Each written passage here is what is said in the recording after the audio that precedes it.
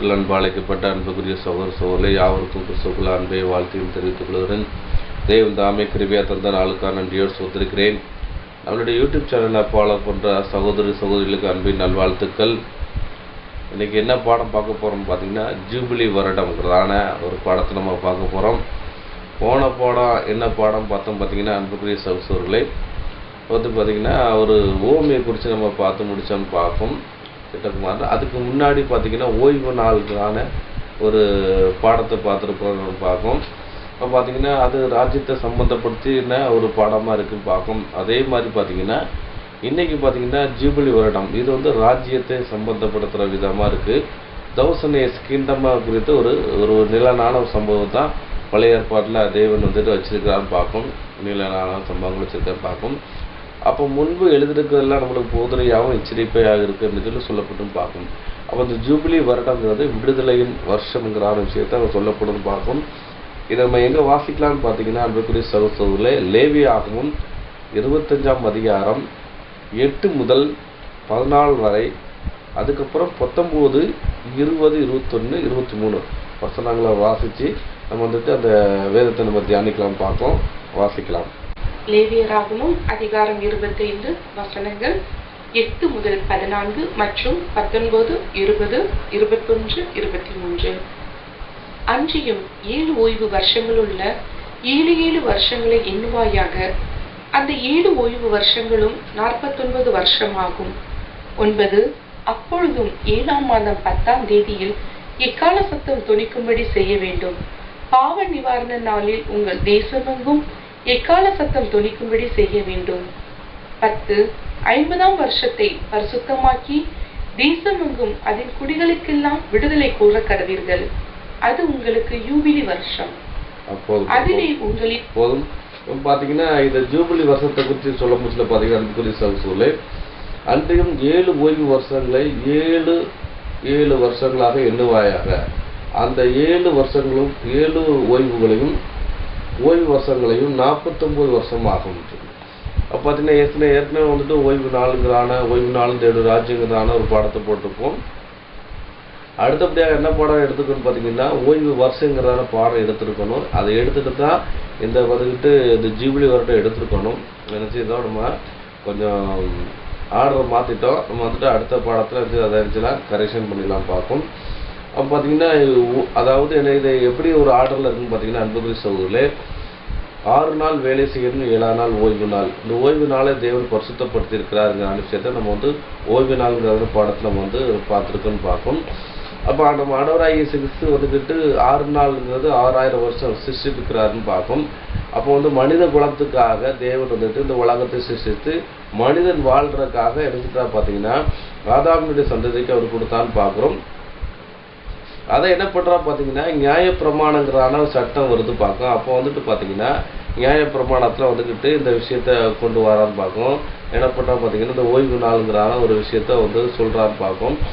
அப்போ 6 நாள் வேலை செய்யணும், 7 நாள் ஓய்வு நாள் பார்க்கும். அந்த ஓய்வு நாள் என்ன பண்ணாங்க பார்த்தீங்கன்னா, தேவனுடைய சத்தியங்களை அங்கே தியானிச்சாங்க அன்னு பார்க்கும். அப்போ ஓய்வு நாள் சத்தியத்தை தியானிச்சாங்க. அந்த தியானித்து என்ன பண்ணுறா பார்த்தீங்கன்னா, அதனுடைய வாழ்க்கையை ஒப்பு கொடுத்தான்னு பார்க்கணும். அதே மாதிரி பார்த்தீங்கன்னா 7ஆவது மாதம் ஓய்வு மாதம்னு சொல்லப்பட்டிருக்கு. அப்போ எடுத்துறாங்க அந்த மாதத்தில் வேலை செய்ய மாட்டாங்க. அந்த காரியங்களை தேவனுடைய காரியங்களே செய்வாங்கன்னு பார்ப்போம். அதுக்கப்புறம் ஓய்வு வருஷம்ங்கிறான விஷயத்துக்கு 7ஆவது நாள் ஓய்வு வருஷம்னு சொல்லப்பட்டிருக்கு. அந்த ஓய்வு வருஷத்துல பார்த்தீங்கன்னா அந்த டைமில் விதைப்பு பண்ண மாட்டாங்க பார்க்கும். அதாவது ஃபிசிக்கல் ஒர்க் எந்த விஷயமும் பண்ண மாட்டாங்க பார்க்கும். அந்த காரியங்களும் பண்ண மாட்டாங்க பார்க்கும். அப்போ பார்த்தீங்கன்னா அதுக்கு முதல் வருஷமே அதுக்கூட பலனை தேவன் கொடுத்துருவாரு. அப்போ அந்த டைமில் அதை எதையுமே பண்ண மாட்டாங்கன்னு பார்க்கும். அதுக்கப்புறம் பார்த்தீங்கன்னா அதே மாதிரி பார்த்தீங்கன்னா 7 ஓய்வு நாள் அங்கே இருக்கும். அந்த 7 ஓய்வு நாள் பார்த்தீங்கன்னா 49 வருடம் பார்க்கும். 49 அதுக்கப்புறம் 49 முடிஞ்சு 50ஆவது தான் இந்த ஜூபிலின்னு வருடம் பார்க்கும். இந்த ஜூபிலியில் என்ன விஷயம் பண்ணுறோம் பார்த்தீங்கன்னா, அங்கே ஜூபிலி வருஷத்தில் என்ன பண்ணுவாங்க, கடன்பட்டவங்க, அடிமைக்குள்ளே போடுறவங்க எல்லாத்தையும் ஒரு விடுதலை நாளாக தான் அங்கே சொல்லப்பட்டு பார்க்கணும். அப்போ ஜூபிலி வருஷங்கிறது என்ன, விடுதலையின் வருஷம் அப்படின்னு சொல்லப்போது அங்கே எடுத்துட்டாங்க. ஒரு அடிமைத்தனத்துலேருந்து ஒரு விடுதலை ஆகிற விஷயத்தை அங்கே சொல்லப்படுவது தான் ஜூபிலி வருடம் சொல்லப்படுன்னு பார்க்கும். அதை அப்போ என்ன பண்ணுவாங்க பார்த்தீங்கன்னா, அப்பொழுது 7ஆம் மாதம் 10ஆம் தேதி எக்கால சத்தத்தை துடிக்க வேண்டும். பாவ நிவர்த்தி நாளிலும் உங்கள் கூட தேசம் எங்கும் எக்கால சத்தம் துடிக்க செய்ய வேண்டும் இருக்கு. அப்போ 7ஆம் மாதம்லையும் எப்படி பண்ணுறாங்க பார்த்தீங்கன்னா, இந்த விஷயம் பண்ணாங்க. என்னென்னா அந்த ஓய்வு அந்த காரியங்கள் பண்ணுறாங்க. அதே மாதிரி ஓய்வு வருஷத்தில் என்ன பண்ணுறாங்க, அதுக்கப்புறம் ஜிப்ளி வருஷத்துல எப்படி பண்ணுறான்னு பார்க்கலாம். ஜிப்ளி வருஷத்தில் என்ன பண்ணுறான்னு பார்த்தீங்கன்னா, எக்காலம் ஊதுற விஷயம். எக்காலங்கிறத என்ன பண்ணுறோம் பார்த்தீங்கன்னா, கேதரிங் பண்ணுற விஷயத்தை அடையாளப்படுத்துன்னு பார்க்கும். இது என்னென்னா, ஆலயங்கள் பிரதிஷ்டை பண்ண முச்சில இந்த எக்காலம் ஊதுவாங்கன்னு பார்க்கும். அதுக்கப்புறம் போருக்கு சொல்ல முச்சில எக்காலம் ஊதுவாங்க, போர் நிறுத்த முச்சில எக்காலம் ஊதுவாங்க.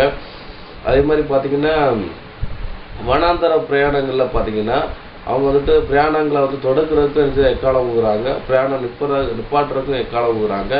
அதே மாதிரி பண்டிகை நாளுகளையும் எக்காலம் ஊதுறாங்கன்னு பார்க்கணும். அந்த எக்காலங்கிறது என்னென்னா, ஒரு ட்ரம்பெட்டு சொல்கிறது. அது வந்து மாட்டு கொம்புல தயாரிக்கப்படுற ஒரு விஷயமா இருக்குன்னு பார்க்கும். அதை இது பண்ணுவோம் பார்க்கும். அப்போ இந்த விடுவேளை நாளில் வந்துட்டு என்னென்னா, பிரகடனம் பண்ணுறதுக்கு என்ன பார்த்தீங்கன்னா, அந்த எக்காலத்தை ஊதுவார்கள் அந்த விஷயம் சொல்லப்படுன்னு பார்க்கும்.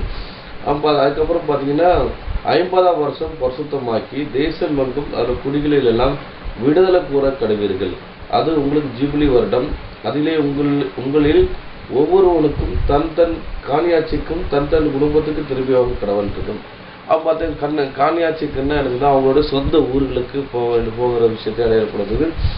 அதுக்கப்புறம் பார்த்தீங்கன்னா, சொந்த குடும்பத்திலே போன்ற விஷயமா இருக்குன்னு பார்க்கும். சிலர் பார்த்தீங்கன்னா, மகனை அடிமையாக விதிருப்பாங்கன்னு பார்க்கும். சிலர் தர குமாரத்திகளை நினைச்சிருவாங்க, வீட்டு வேலைக்கு அடிமையாக கொடுத்துருப்பாங்கன்னு பார்க்கும். சில தகப்பன்மார் நினைச்சது பார்த்தீங்கன்னா, அந்த வீட்டில் அடிமையாக போயிருப்பாங்கன்னு பார்க்கும். அப்போ அதுக்கப்புறம் அதுலேருந்து அடிமையிலேருந்து வெளியே வரணும்னு பார்க்கும். சிலவங்க குடும்பமாகவே நினைச்சிருவாங்க, அவங்க அடிமையாக போயிருப்பாங்க, அவங்களோட சம்பளம் இல்லாத வேலைக்கு போயிருப்பாங்கன்னு பார்க்கும். அதுக்கு முன்னாடி அவங்கள்ட்ட பணம் வாங்கியிருப்பான்னு பார்க்கும். இவங்க யார்கிட்ட கடன் போட்டாங்கன்னா, அந்த கடனை அடைச்சிட்டு அதுக்காக அவங்கள்ட்ட எடுத்துவாங்க வேலை செய்வாங்கன்னு பார்க்கும். அதே மாதிரி பார்த்தீங்கன்னா, நிலத்தை அவங்க நிலம் இருக்குன்னு வைங்களா, அந்த நிலத்தை என்ன பண்ணுறாங்க பார்த்தீங்கன்னா, அவங்களுக்கு பணக்கு அதாவது லீஸுக்கு கொடுத்துருவாங்கன்னு பார்க்கும். ஏன்னா லேண்டு வந்து தேவனுடைய இருக்குது, அதனால் அதை விற்க முடியாது. 50 வருஷம் லீஸ்ன்னு பார்க்கும். அது என்ன பண்ணாங்க பார்த்தீங்கன்னா, ஒரு வருஷத்தில் அந்த லேண்டு கிட்டத்தட்ட ஒரு 1 லட்சம் ரூபா அது மகசூல் கொடுக்குதுன்னா, அவங்க எப்படி எடுப்பாங்கன்னா 1 லட்ச ரூபாய்க்கு மேனிக்கு எடுப்பாங்கன்னு பார்க்கும். அப்போ எந்த வருஷம் எத்தனை வருஷத்துக்கு அவங்க கொடுக்காங்களோ அத்தனை வருஷத்துக்கு எடுத்துவாங்கன்னா அதை அந்த கொடுப்பாங்கன்னு பார்க்கும். உதாரணத்துக்கு பார்த்தீங்கன்னா, ஜிபிலி வர்றதுக்கு இன்னும் 40 வருஷம் தான் இருக்குன்னா, அந்த 40 வருஷத்துக்கு என்ன பண்ணுவாங்கன்னா 40 லட்ச ரூபா கொடுப்பாங்கன்னு பார்க்கும். அதே மாதிரி ஜிபிலி வருஷத்துக்கு ஒரு 10 வருஷத்துக்கு முன்னாடி அந்த நிலத்தை அடமானம் வச்சாங்கன்னா அது ஒரு 10 லட்சம்னு பார்க்கும். ஜிப்ளினுடைய தொடக்கத்திலே என்ன பண்ணுறாங்க பார்த்தீங்கன்னா, 50 வருஷம் தொடக்கத்திலே அவங்க அடமானம் போட்டாங்கன்னா அதை 50 லட்சத்துக்கு எரிஞ்சுவாங்க, அதை அடமானம் போவாங்க பார்க்கும். அதுக்கப்புறம் பார்த்தீங்கன்னா 50 வருஷம் முடிஞ்சதுக்கப்புறம் இவங்க பணத்தை கொடுக்க வேண்டாம். ஏன்னா இவங்க அந்த வீடோ அந்த இடமோ இவங்களுக்கு கிடைச்சது அவங்களுக்கு திரும்ப கிடைக்குன்னு பார்க்கும். அதுக்கு பல அடிச்சவங்க பார்த்தீங்கன்னா இவங்க அந்த வருமானத்தை சம்பாதிச்சிருவான்னு பார்க்கும். அது விடுதலைன்னு பார்க்கும். அதே மாதிரி வீடு இருந்தாலும் இந்த வீட்டை அடிச்சுவாங்க அடமானம் பேரும் பார்க்கும். எத்தனை இல்லை எவ்வளோ லீஸுக்குன்னு பார்க்கும். அதுக்கு இடையில அவங்க திருப்பம் இருந்தாலும் அதை திருப்பலாம். அது ஒவ்வொரு கண்டிஷன் இருக்குன்னு பார்க்கும். இது ஒரு வருஷத்துல திருப்புற விஷயமும் இருக்குது. அதுக்கப்புறம் பார்த்தீங்கன்னா ஒவ்வொருத்தருக்கும் ஒவ்வொரு கண்டிஷன் வச்சுருக்காங்க பார்க்கும். லேபருக்கு எப்போனாலும் அடிச்சிடலாம், அவங்க அந்த திருப்பிக்கலாம். அதே மாதிரி பார்த்தீங்கன்னா அடமானம் வச்சவங்க சிலத்துக்கு 1 வருஷம் தான் திருப்ப வேண்டியிருக்கு. அப்படி நிறைய ஒரு கண்டிஷன் இருக்குன்னு பார்க்கும். அதுக்கப்புறம் நம்ம பிறகு பார்க்கலாம் பார்க்கும். அப்போ அந்த 50ஆம் வருஷம் என்னென்னா ஜிப்ளி, அது ஒரு விடுதலை வருஷமாக அங்கே சொல்லப்படுதுன்னு பார்க்கும். தொடர்ந்து வாசிக்கலாம். ஒவ்வொருவனும் தன் காணியாட்சிக்கும் தன் குடும்பத்துக்கும் திரும்பி போக கடவன். 11 அந்த 50ஆம் வருஷம் உங்களுக்கு யூபிலி வருஷமாயிருப்பதாக. அதிலே விதைக்காமலும் தானாய் விளைந்து பயிரானதை அறுக்காமலும் கிளை கழிக்காமல் விடப்பட்ட திராட்சை செடியின் பழங்களை சேர்க்காமலும் இருப்பீர்களாக. 12 அது யூபிலி வருஷம், அது உங்களுக்கு பரிசுத்தமாய் இருக்க வேண்டும். அந்த வருஷத்தில் வயல்வெளியில் விளைந்தவைகளை நீங்கள் புசிக்க வேண்டும். 13 அந்த யூபிலி வருஷத்தில் உங்களில் அவனவன் தன் காணியாட்சிக்கு திரும்பி போக கடவன். அப்போதும் பார்க்கும். இப்போ என்ன சொல்றாரு பார்த்தீங்கன்னா, அந்த 50 வருஷம் உங்களுக்கு ஜிபிலி வருடமா இருப்பதாக, அதில் விதைக்காமலும் தானா விளைகிற பயிர்களை அறுக்காமலும் கிளை கழிக்காமலும் விடப்பட்ட திராட்சை செடியின் பழங்களை சேர்க்காமலும் இருப்பீராகன்றது. இப்போ இந்த 50 வருஷத்துல என்ன பண்ணுறாங்களா, இவங்களுடைய அடிமைகள் இவங்க வேலைக்காரங்களும் என்ன பண்ணுறாங்க பார்த்தீங்கன்னா, வந்துட்டு பேர் வாங்க ஆனால் அவங்கள வச்சு என்ன வேலை செய்ய முடியாது. சில தினக்கூலிக்கு வந்துட்டு பணி அமர்த்துறவங்க என்ன பண்ணுறாங்கன்னா அவங்க வேலை செய்யலாம். அடிமையாக கொண்டவங்களுக்கு வந்துட்டு சம்பளம் கிடையாது. இந்த மாதிரி பண்ணலாம். அவங்கள அடிச்சுருவாங்க, அவங்கள ஒர்க் பண்ணிக்கலாம் பார்க்கலாம். ஆனால் வந்துட்டு இவங்க அடிச்சது அவங்க வந்து போக சொல்கிறான்னு பார்க்கும். அப்போ அந்த 50 வருஷத்துல அடிச்சது ஜிப்ளி வருஷத்தில் அதில் விதைக்காமலும் அவங்க நினைச்சிடக்கூடாது, எந்த விதையும் போடக்கூடாதுன்னு பார்க்கும். அதாவது திராட்சை செடிங்கிறது அவங்களுக்கு விவசாயம் பார்க்கும். அந்த கொடி அந்த டைமில் போடக்கூடாது. அதுக்கு ஒரு கோதுமை அந்த விஷயமும் பண்ணக்கூடாதுன்னு பார்க்கும். விதைக்காமலும் தானாய் விளைந்த பயிரை அறுக்காமலும் அந்த டைமில் போயிட்டு என்ன பண்ணுறக்கூடாது பார்த்தீங்கன்னா, தானாக வளர்ந்த இது அருவா பண்ணுறக்கூடாது, அறுக்கக்கூடாதுன்ட்டு. அது வந்து பரிசுத்த நாள். அங்கே வந்துட்டு அருவாளுங்கிறது ஜட்ஜ்மெண்ட்டை அடையாளப்படுத்த அதை பண்ணக்கூடாதுன்னு பார்க்கும். அப்போ அது என்னதான் பண்ணணும்னு பார்த்தீங்கன்னா, அதை வந்துட்டு பார்த்தீங்கன்னா தானாக விழுந்ததை வந்துக்கிட்டு என்ன பண்ணுவாங்கன்னா மிருகங்களுக்கு அதுங்களுக்கு வந்து யூஸ் பண்ணுவாங்க பார்க்கும். அதுக்கப்புறம் பார்த்தீங்கன்னா கிளை கழிக்காமல் விடப்பட்ட திராட்சை செடியின் பழங்களை சேர்க்காமல் இருப்பதாக. அப்போ பார்த்தீங்கன்னா அந்த கிளைக்குன்னா வந்துட்டு ட்ரிம் பண்ணுற வேலை அதையும் பண்ணக்கூடாதுன்னு இருக்கு. அதுக்கப்புறம் பார்த்தீங்கன்னா இந்த ஃபிசிக்கல் ஒர்க், அதாவது விவசாயம் சம்மந்தப்பட்ட எந்த விஷயமும் அங்கே பண்ணக்கூடாதுங்கிற விஷயம் சொல்கிறான்னு பார்க்கும். அதுக்கு ஜிப்ளி வருஷம் அது உங்களுக்கு பரிசுத்தமாக இருக்க வேண்டும். அந்த வருஷத்தில் வயல்வெளியில் விளைந்ததை நீங்கள் புசிக்க வேண்டும். அப்போ பார்த்தீங்கன்னா வயல்வெளியில் விளைந்ததை நீங்கள் புசிக்கலாம் பார்க்க. அதாவது எப்படி நம்ம புரிஞ்சுக்கூடாதுன்னா, அதை வந்துட்டு வியாபார ரீதியாக என்ன பண்ணுறக்கூடாது, அதை இது பண்ணிடக்கூடாதுன்னு பார்க்கும். அதை நீங்கள் நினச்சிக்கலாம் புசிக்கலாம், அதை நீங்கள் புசிக்கலாம், சேமித்து வச்சுக்கலாம்னு பார்க்கும். தானியங்களை பதறைகள்லாம் இருக்கிறது நம்மளுடைய ஜீவ மிருகங்களுக்கு கொடுக்கலாம்னு சொல்லப்படும் பார்க்கும். அதுக்கப்புறம் என்ன பண்ணா பார்த்தீங்கன்னா, அந்த ஜிப்ளி வருஷத்துல உங்களில் அவனவன் தன் காணியாட்சிக்கு திரும்பி போக கிடவன். காணியாட்சிங்கிறது அவன் சுதந்திரத்தை அடையாளப்படுத்தும் பார்க்கும். அவங்களுடைய சுதந்திர விதத்தில் என்ன பெறணும் அப்படிங்கிற விஷயம் சொல்கிறான்னு பார்க்கும். அடிமையில் விடுதலை பண்ணுற விஷயத்தை அடையாளப்படுத்துன்னு பார்க்கும். தொடர்ந்து வாசிக்கலாம். 14 ஆகையால் பிறனுக்கு எதையாவது விற்றாலும் அவனிடத்தில் எதையாவது கொண்டாலும் ஒருவருக்கொருவர் அநியாயம் செய்யக்கூடாது. 19 பூமி தன் கனியை தரும், நீங்கள் திருப்தியாக சாப்பிட்டு அதில் சுகமாய் குடியிருப்பீர்கள். 20 7ஆம் வருஷத்தில் எதை புசிப்போம், நாங்கள் விதைக்காமலும் விளைந்ததை சேர்க்காமலும் இருக்க வேண்டுமே என்று சொல்லுவீர்களானால். 21 நான் 6ஆம் வருஷத்தில் உங்களுக்கு ஆசீர்வாதத்தை அனுக்கிரகம் பண்ணுவேன், அது உங்களுக்கு 3 வருஷத்தின் பலனை தரும். 23 தேசம் என்னுடையதாய் இருக்கிறபடியா நீங்கள் நிலங்களை அறுதியாய் விற்க வேண்டாம், நீங்கள் பரதேசிகளும் என்னிடத்தில் புறங்குடிகளுமாய் இருக்கிறீர்கள். போதும் பார்க்கும். அப்போ பார்த்தீங்கன்னா அன்புக்குரிய சகோதரர்களே, இப்போ என்ன பண்ணுறோம் பார்த்தீங்கன்னா, இங்கே என்ன சொல்கிறாரு பார்த்தீங்கன்னா, ஆகையால் பிறனுக்கு எதையாயிட்டு விற்றாலும் அவனிடத்தில் எதையாலும் கொண்டாலும் ஒருவருக்கு ஒரு அநியாயம் செய்யக்கூடாது. அப்போ பார்த்தீங்கன்னா ஏதாவது விற்றாலும் வாங்கினாலும் என்ன பண்ணுறக்கூடாதுன்னு பார்த்தீங்கன்னா, அதை வந்து அநியாயம் செய்யக்கூடாதுன்னா, விற்றவன் வந்துட்டு எடுக்கிறது வாங்கினவன் என்ன பண்ணுறது அதை வந்துட்டு அந்த ஜிப்ளி வருஷத்தில் கொடுத்துரும் பார்ப்போம். கொண்டவன் என்ன பண்ணுற பற்றி அதை கொடுக்கணும், விற்றவன் என்ன பண்ணுறவங்க அநியாயம் செய்யக்கூடாது. இவங்க 2 பேருக்குள்ள எந்த அதாவது கொண்டவனும் விற்றவனுக்கு எந்த விதத்தில் சண்டை வரக்கூடாது பார்க்கும். ஏன்னா நியாயப்பிரமாண சட்டத்தின்படி அங்கே விடுதலை பண்ணணும் அப்படிங்கிற விஷயம் சொல்ல பார்க்கும். அதே மாதிரி பார்த்தீங்கன்னா 15ஆம் வசனம் சொல்லப்பட்ட ஜிப்ளி வருஷத்துக்கு பின் வரும் வருஷங்கள் தொகைக்கு ஏற்ப பிறனிடத்தில் கொள்வையாக பயனுள்ள வருஷத்துக்கு தொகை ஏற்ப அவனிடத்தை அவன் உனக்கு விற்பாயிருந்தாங்க. அதை நம்ம சொன்னோம்ல, ஜிப்ளி வருஷத்துக்குள்ள அந்த ஒரு டைமிங் சொன்னோம்ல, அதாவது ஜிப்ளி வருஷம் வர்றதுக்கு ஒரு 10 வருஷம் இருந்துச்சுன்னா அந்த 10 வருஷத்துக்குள்ள தொகை அக்ரிமெண்ட் போட்டு தான் அதை விற்கணும்னு பார்க்கும். அதுக்கப்புறம் பார்த்தீங்கன்னா அதுக்கப்புறம் எடுத்தது அதை வந்து விடுதலை கொடுக்கணும். அதாவது என்னென்னா அதோடைய ஒத்தி அப்படின்னு ஒத்தினா லீஸ் அதை முடியுதுன்னு பார்க்கும். அதே மாதிரி பார்த்தீங்கன்னா 40 வருஷத்துக்கு முன்னாடி லீஸ் அக்ரிமெண்ட் போட்டாங்கன்னா 40 வருஷம் கழிச்சு அதுக்கப்புறம் அந்த லீஸை கொடுத்தோம்னு பார்க்கும். அதே மாதிரி நீங்கள் பேசின காரியங்களை கரெக்டாக பண்ணி முடிக்கணும் அதுக்கான விஷயத்த சொல்கிறான்னு பார்க்கும். அதுக்கப்புறம் நினச்சிக்காது பூமி தன் கனியை தரும், நீங்கள் திருப்தியாக சாப்பிட்டு அதை சுகமாக குடியிருப்பீர்கள். அவங்க பார்த்தீங்கன்னா அந்த 50ஆம் வருஷம் ஜிப்ளியில் வந்துட்டு பார்த்தீங்கன்னா பூமிக்கு வந்துட்டு தரும். 1 வருஷம் விளைச்சலை இவங்க பண்ணாமல் விட்டாலும் கூட அதை எடுத்துறது அது விளைச்சலை தரும், நீங்கள் நினச்சிருக்கேன் புசிப்பீங்க நான் சொல்கிறான்னு பார்ப்போம். அதுக்கப்புறம் பார்த்தீங்கன்னா 7ஆம் வருஷத்தை எதை புசிப்போம், நாங்கள் விதைக்காமலும் விளைந்ததை சேர்க்காமலும் இருக்க வேண்டும் என்று சொல்வீரானால் நான் 6ஆம் வருஷத்தில் உங்களுக்கு ஆசீர்வாதத்தை அனுகிரகம் பண்ணி பண்ணுவேன். அது உங்களுக்கு 3 வருஷத்துக்கு பலனை தரும்.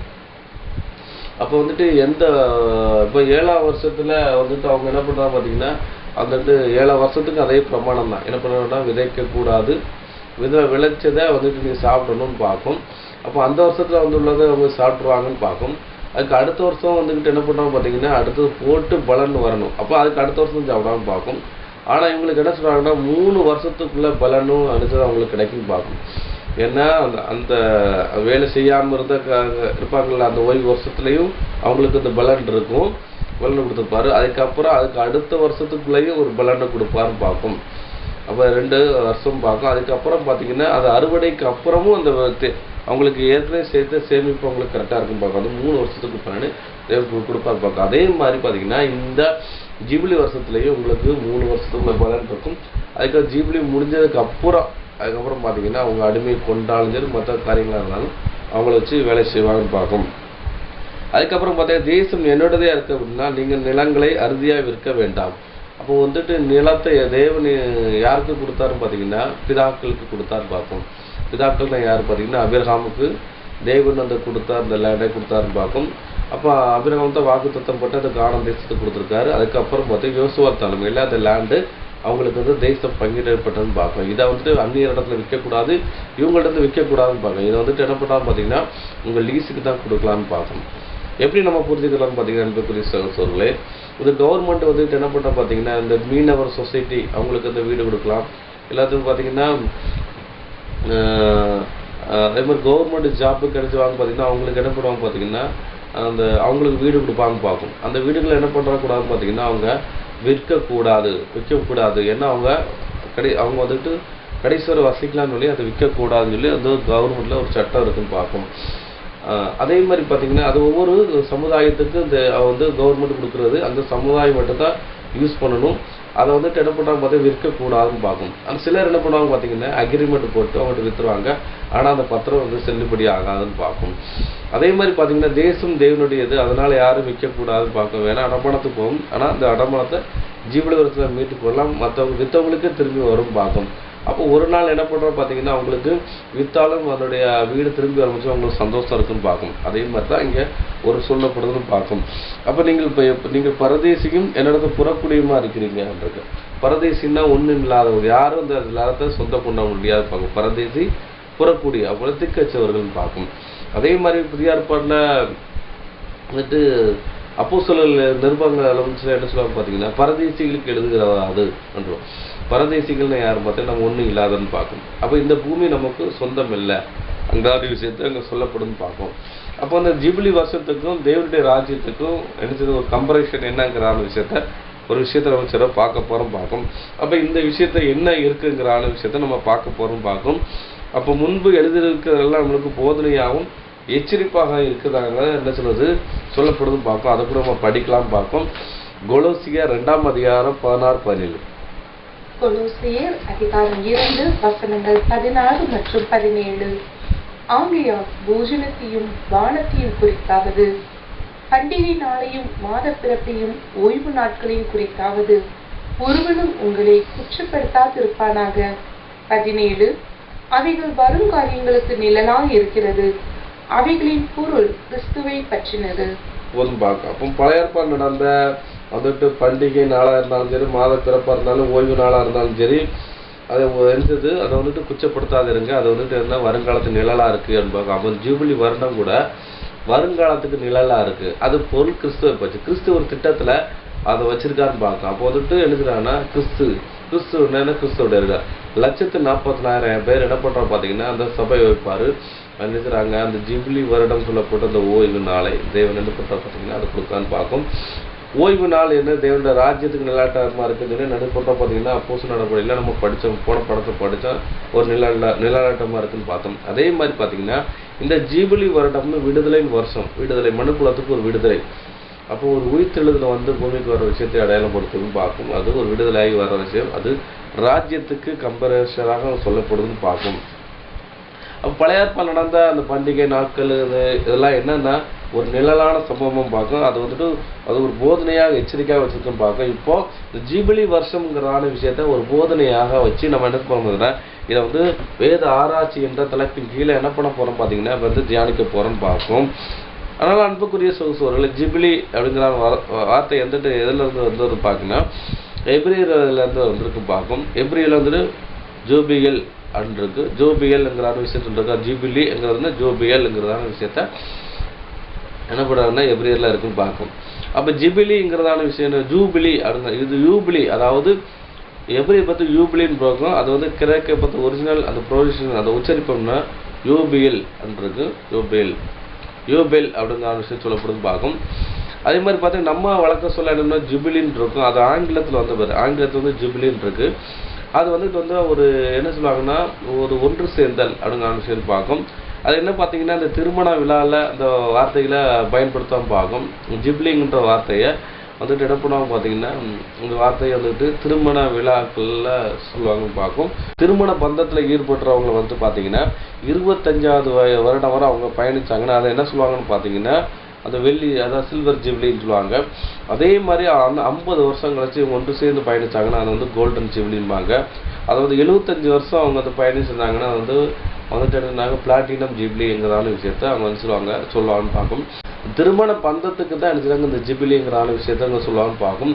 அதே மாதிரி பார்த்தீங்கன்னா அந்த என்னென்னா சில அந்த வார்த்தைகள் எங்கே வந்து அந்த கிறிஸ்தவர்கள் தான் அந்த வார்த்தை பயன்படுத்துவாங்க. அதாவது இந்த ஜூபிலி ஆண்டு அப்படிங்கிற விஷயத்த ஒரு ஆண்டுகளை ஜூபிலின்னு சொல்லி சொல்லுவாங்க, குறிப்பிடுற விதமாக நினைச்சுவாங்க இந்த விஷயங்களை சொல்லுவாங்க பார்க்கும். அப்போ பார்த்தீங்கன்னா அந்த ஆண்டுகளை குறிக்கிற விஷயத்த நம்ம என்னன்னு சொல்லி பார்க்க போகிறோம் பார்க்கும். அப்போ 1 இயர் ஒரு வருடத்தை என்ன சொல்லுவாங்க பண்ண ஆனிவர்சரி என்றக்காக ஆனிவர்சரி ஆண்டு விழாங்கிற விஷயத்த சொல்லுவாங்கன்னு பார்க்கும் தமிழில். அதே மாதிரி பார்த்தீங்கன்னா 10 ஆண்டுகளை 10 இயர்ஸ் என்ன சொல்லுவாங்கன்னா டேக்கர்பாங்க. அதே மாதிரி பார்த்தீங்கன்னா 25 இயர்ஸ், அதாவது 25 வருடத்தை சில்வர் ஜூபிலிங்கிறான வார்த்தையை யூஸ் பண்ணுறான்னு பார்க்கும். அப்போ 25வது வருடம் தான் ஜூபிலிங்கிற வார்த்தையை யூஸ் பண்ணுறான்னு பார்க்கும். அதுக்கப்புறம் 40 வருடங்கள் என்ன பண்ணுறான்னு பார்த்தீங்கன்னா ரூபி ஜூபிலின்றது ரூபி ஜூபிலி என்றுங்கிறாங்க. 50ஆம் வருடத்தை என்ன சொல்லுவாங்கன்னா கோல்டன் ஜூபிலிங்கிற விஷயம் சொல்கிறாங்க. 60ஆம் வருடத்தை என்ன சொல்லுவாங்க டைமண்ட் ஜூபிலிங்கிற விஷயம் சொல்கிறாங்க. 75ஆம் வருடத்தை என்ன சொல்கிறாங்க பிளாட்டினம் ஜூபிலிங்கிற விஷயம் சொல்கிறாங்க. அதே மாதிரி 100வது இயர்ஸ், அதாவது 100வது ஆண்டாவது எடுத்துன்னா ஜெனிலனி ஜூபிலிங்கிறாங்க. அதே மாதிரி பார்த்தீங்கன்னா 1000 இயர்ஸ், அதாவது 1000 ஆண்டுகள் அடிச்சுருவாங்க மில்லேனியம் அப்படிங்கிற விஷயத்த சொல்கிறாங்க பார்க்கும். அதே மாதிரி பார்த்தீங்கன்னா நம்மளோட 1000 ஆண்டுகள் இருக்கிற விஷயம் பார்த்தீங்கன்னா இப்போ வந்து கிட்டத்தட்ட என்ன சொல்கிறோம் பார்த்தீங்கன்னா இப்போ வந்துட்டு பார்த்தீங்கன்னா கிட்டத்தட்ட 6000 வருடத்தை நம்ம வந்து ரீச் பண்ண போகிறோம் பார்க்கும். அப்போ வந்துட்டு என்ன பண்ணுறோம் பார்த்தீங்கன்னா ஒவ்வொரு 1000 வருடத்தை முடிக்கும் பட்சத்தில் மில்லேனியம்ஸ் வந்து முடியுது பார்க்கும். இப்போ பார்த்தீங்கன்னா தேவன் இந்த பூமியை மனுக்குலத்துக்கு கொடுத்து கிட்டத்தட்ட 6000 வருஷம் ஆக போகும் பார்க்கும். 2042 வந்துக்கிட்டு எடுத்து பார்த்தீங்கன்னா அந்த 6000 வருஷம் கம்ப்ளீட் ஆகி 2043 ராஜ்யம் ஸ்டார்ட் ஆகும் அப்படிங்கிற விஷயத்த சொல்லப்படுதும் பார்க்கும். கிட்டத்தட்ட ஒரு 19 வருஷங்கள் இந்த பாக்கி இருக்கும் பார்க்கும். அப்படி பார்த்தீங்கன்னா வந்து 6000 வருஷம் இந்த கிராண்ட் ஜூபிலி அப்படிங்கிற கிராண்ட் ஜூபிலின்னா மாபெரும் விழாங்கிற ஒரு விஷயத்தை அடையாளப்படுத்துன்னு பார்க்கும். அது வந்து 7வது நாள் அப்படின்னு பார்க்கும். அது வந்து 7வது நாள், அது 7000 வருஷத்தை அடையாளப்படுத்துது. 7000 வருஷம் துவக்க நாளை அடையாளப்படுத்துது பார்க்கும். இது வந்துட்டு பார்த்தீங்கன்னா கிங்டம் ஆஃப் ஹெவன், அப்போ தேவனுடைய ராஜ்யம் சொல்லப்பட்டிருக்கு. எப்படி 50ஆம் வருடத்தை ஜூபிலிங்கிறதான விஷயத்த சொல்லி ஒரு கிராண்டாக பண்ணி அங்கே ஒரு விடுதலை வருஷத்தை வந்துக்கிட்டு என்னதாங்க அங்கே பிரகடனம் பண்ணுறான்னு பார்க்கும். அப்போ 5 அங்கே விஷயம் என்னன்னா புதிய சிருஷ்டியை அடையாளப்படுத்துன்னு பார்க்கும். இந்த 50ஆம் வருஷங்கிறது ஒரு புதிய ஒரு அத்தியாயத்துக்குள்ள ஒரு போகிற விஷயத்தை அடையாளப்படுத்துன்னு பார்க்கும். அதே மாதிரி பார்த்தீங்கன்னா இந்த கிராண்ட் ஜூபிலின்னு சொல்லப்பட்ட அந்த 6000 வருஷத்தில் இங்கே என்ன பண்ணுறது ஒரு அடிமைத்தனம், அதாவது பாவத்தின் சம்பளம் மரணம்ங்கிறதான அந்த அடிமைத்தனத்திலிருந்து தேவன் விடுதலை ஆக்கி உயிர்த்தெழுந்து மக்கள் எங்கே வராமல் பார்த்தீங்கன்னா இங்கே ராஜ்யத்துக்குள்ள தேவன் வந்து கொண்டு வராமல் பார்க்கும். அப்போ மனுக்குலத்தில் வந்து ஒரு உயிர்த்தெழுதல் ஒரு விஷயம் நடக்க போகுது. பாவத்தின் சம்பளம் மரணங்கிறதான மரணத்துக்குள்ள உள்ளவங்கள தேவன் எழுப்பி நித்திய ராஜ்யத்துக்குள்ள எடுத்துறாரு கொண்டு வராமல் பார்க்கும். இந்த 1,40,000 இருப்பவங்களுக்கு 2ஆம் மரணம் ஆளுகை செய்யாது. ஏன்னா அவங்க வந்துட்டு ஜெயம் கொண்டு ஆண் பிள்ளையாக போகிறாங்க பார்க்கும். அதுக்கப்புறம் உலக ஜனங்களை ராஜ்யத்தில் கொண்டு வந்து இந்த 1,40,000 பேர் நினைச்சிருவாங்க, அவங்களுக்கு சத்தியத்தை போதிப்பாங்க அங்கே விஷயம் சொல்லப்படுதுன்னு பார்க்கும். அதனால் அன்புக்குரிய சகோதரர்களே, நம்ம வந்து லேவியாகமும் 25ஆம் அதிகாரம் 8 முதல் 14 வசனம் வாசிச்சோம். அதுக்கப்புறம் 19 முதல் 23 வசனங்களை வாசிச்சு முடிச்சோம். இதுல என்ன விஷயங்கள் படிச்சோன்னு பார்த்தீங்கன்னா, அந்த வந்துட்டு ஜிபிலி வருஷம், அதே மாதிரி 7வது மாதம், அதுக்கப்புறம் பார்த்தீங்கன்னா 7வது ஓய்வு நாள், ஓய்வு வருஷத்துல என்ன பண்ணாம பார்த்தீங்கன்னா இந்த எக்காலம் ஊதி கேதர் பண்றாங்க. ஒன்று சேர்க்கிற விஷயத்தை கேதர் பண்ணி அதை வந்து என்ன பண்றாங்க பார்த்தீங்கன்னா அதை ஒரு விடுதலை நாள் இல்லாட்ட விடுமுறை நாளாக எடுத்துட்டாங்க வந்துட்டு அதை அந்த விஷயத்த அறிவிக்காம பார்க்கும். அப்போ வந்து எக்காலம் ஊதுறாங்கன்னு பார்க்கும். எக்காலம் ஊதி என்ன பண்றாங்க பார்த்தீங்கன்னா இந்த ஜிப்லியை வந்துட்டு ஸ்டார்ட் பண்றாங்க. அப்போ வந்து வந்துட்டு ஒரு காரியத்தை தொடக்கம் வச்சுல இஸ்ரேல் ஜனங்கள் ஒரு காரியம் தொடக்கம் வச்சுல எக்காலம் ஊதி நல்லது கெட்டதோ அந்த விஷயம் பண்ண முடிச்சு பார்த்தீங்கன்னா எக்காலம் ஊதுவாங்கன்னு பார்க்கும். ஊதி தான் தொடக்குவாங்க, முடிக்க முடிச்சு எக்காலம் ஊதி தான் இது பண்ணுவான்னு பார்க்கும். அப்போ இந்த ஜிபிலி வருடத்துல எக்காலம் ஊதுறான்னு பார்க்கும். அந்த எக்காலம் ஊதுறது எதற்கு நிழல்ங்கிற விஷயத்த நம்ம வந்து பார்க்க போறோம். ஒன்றாவது.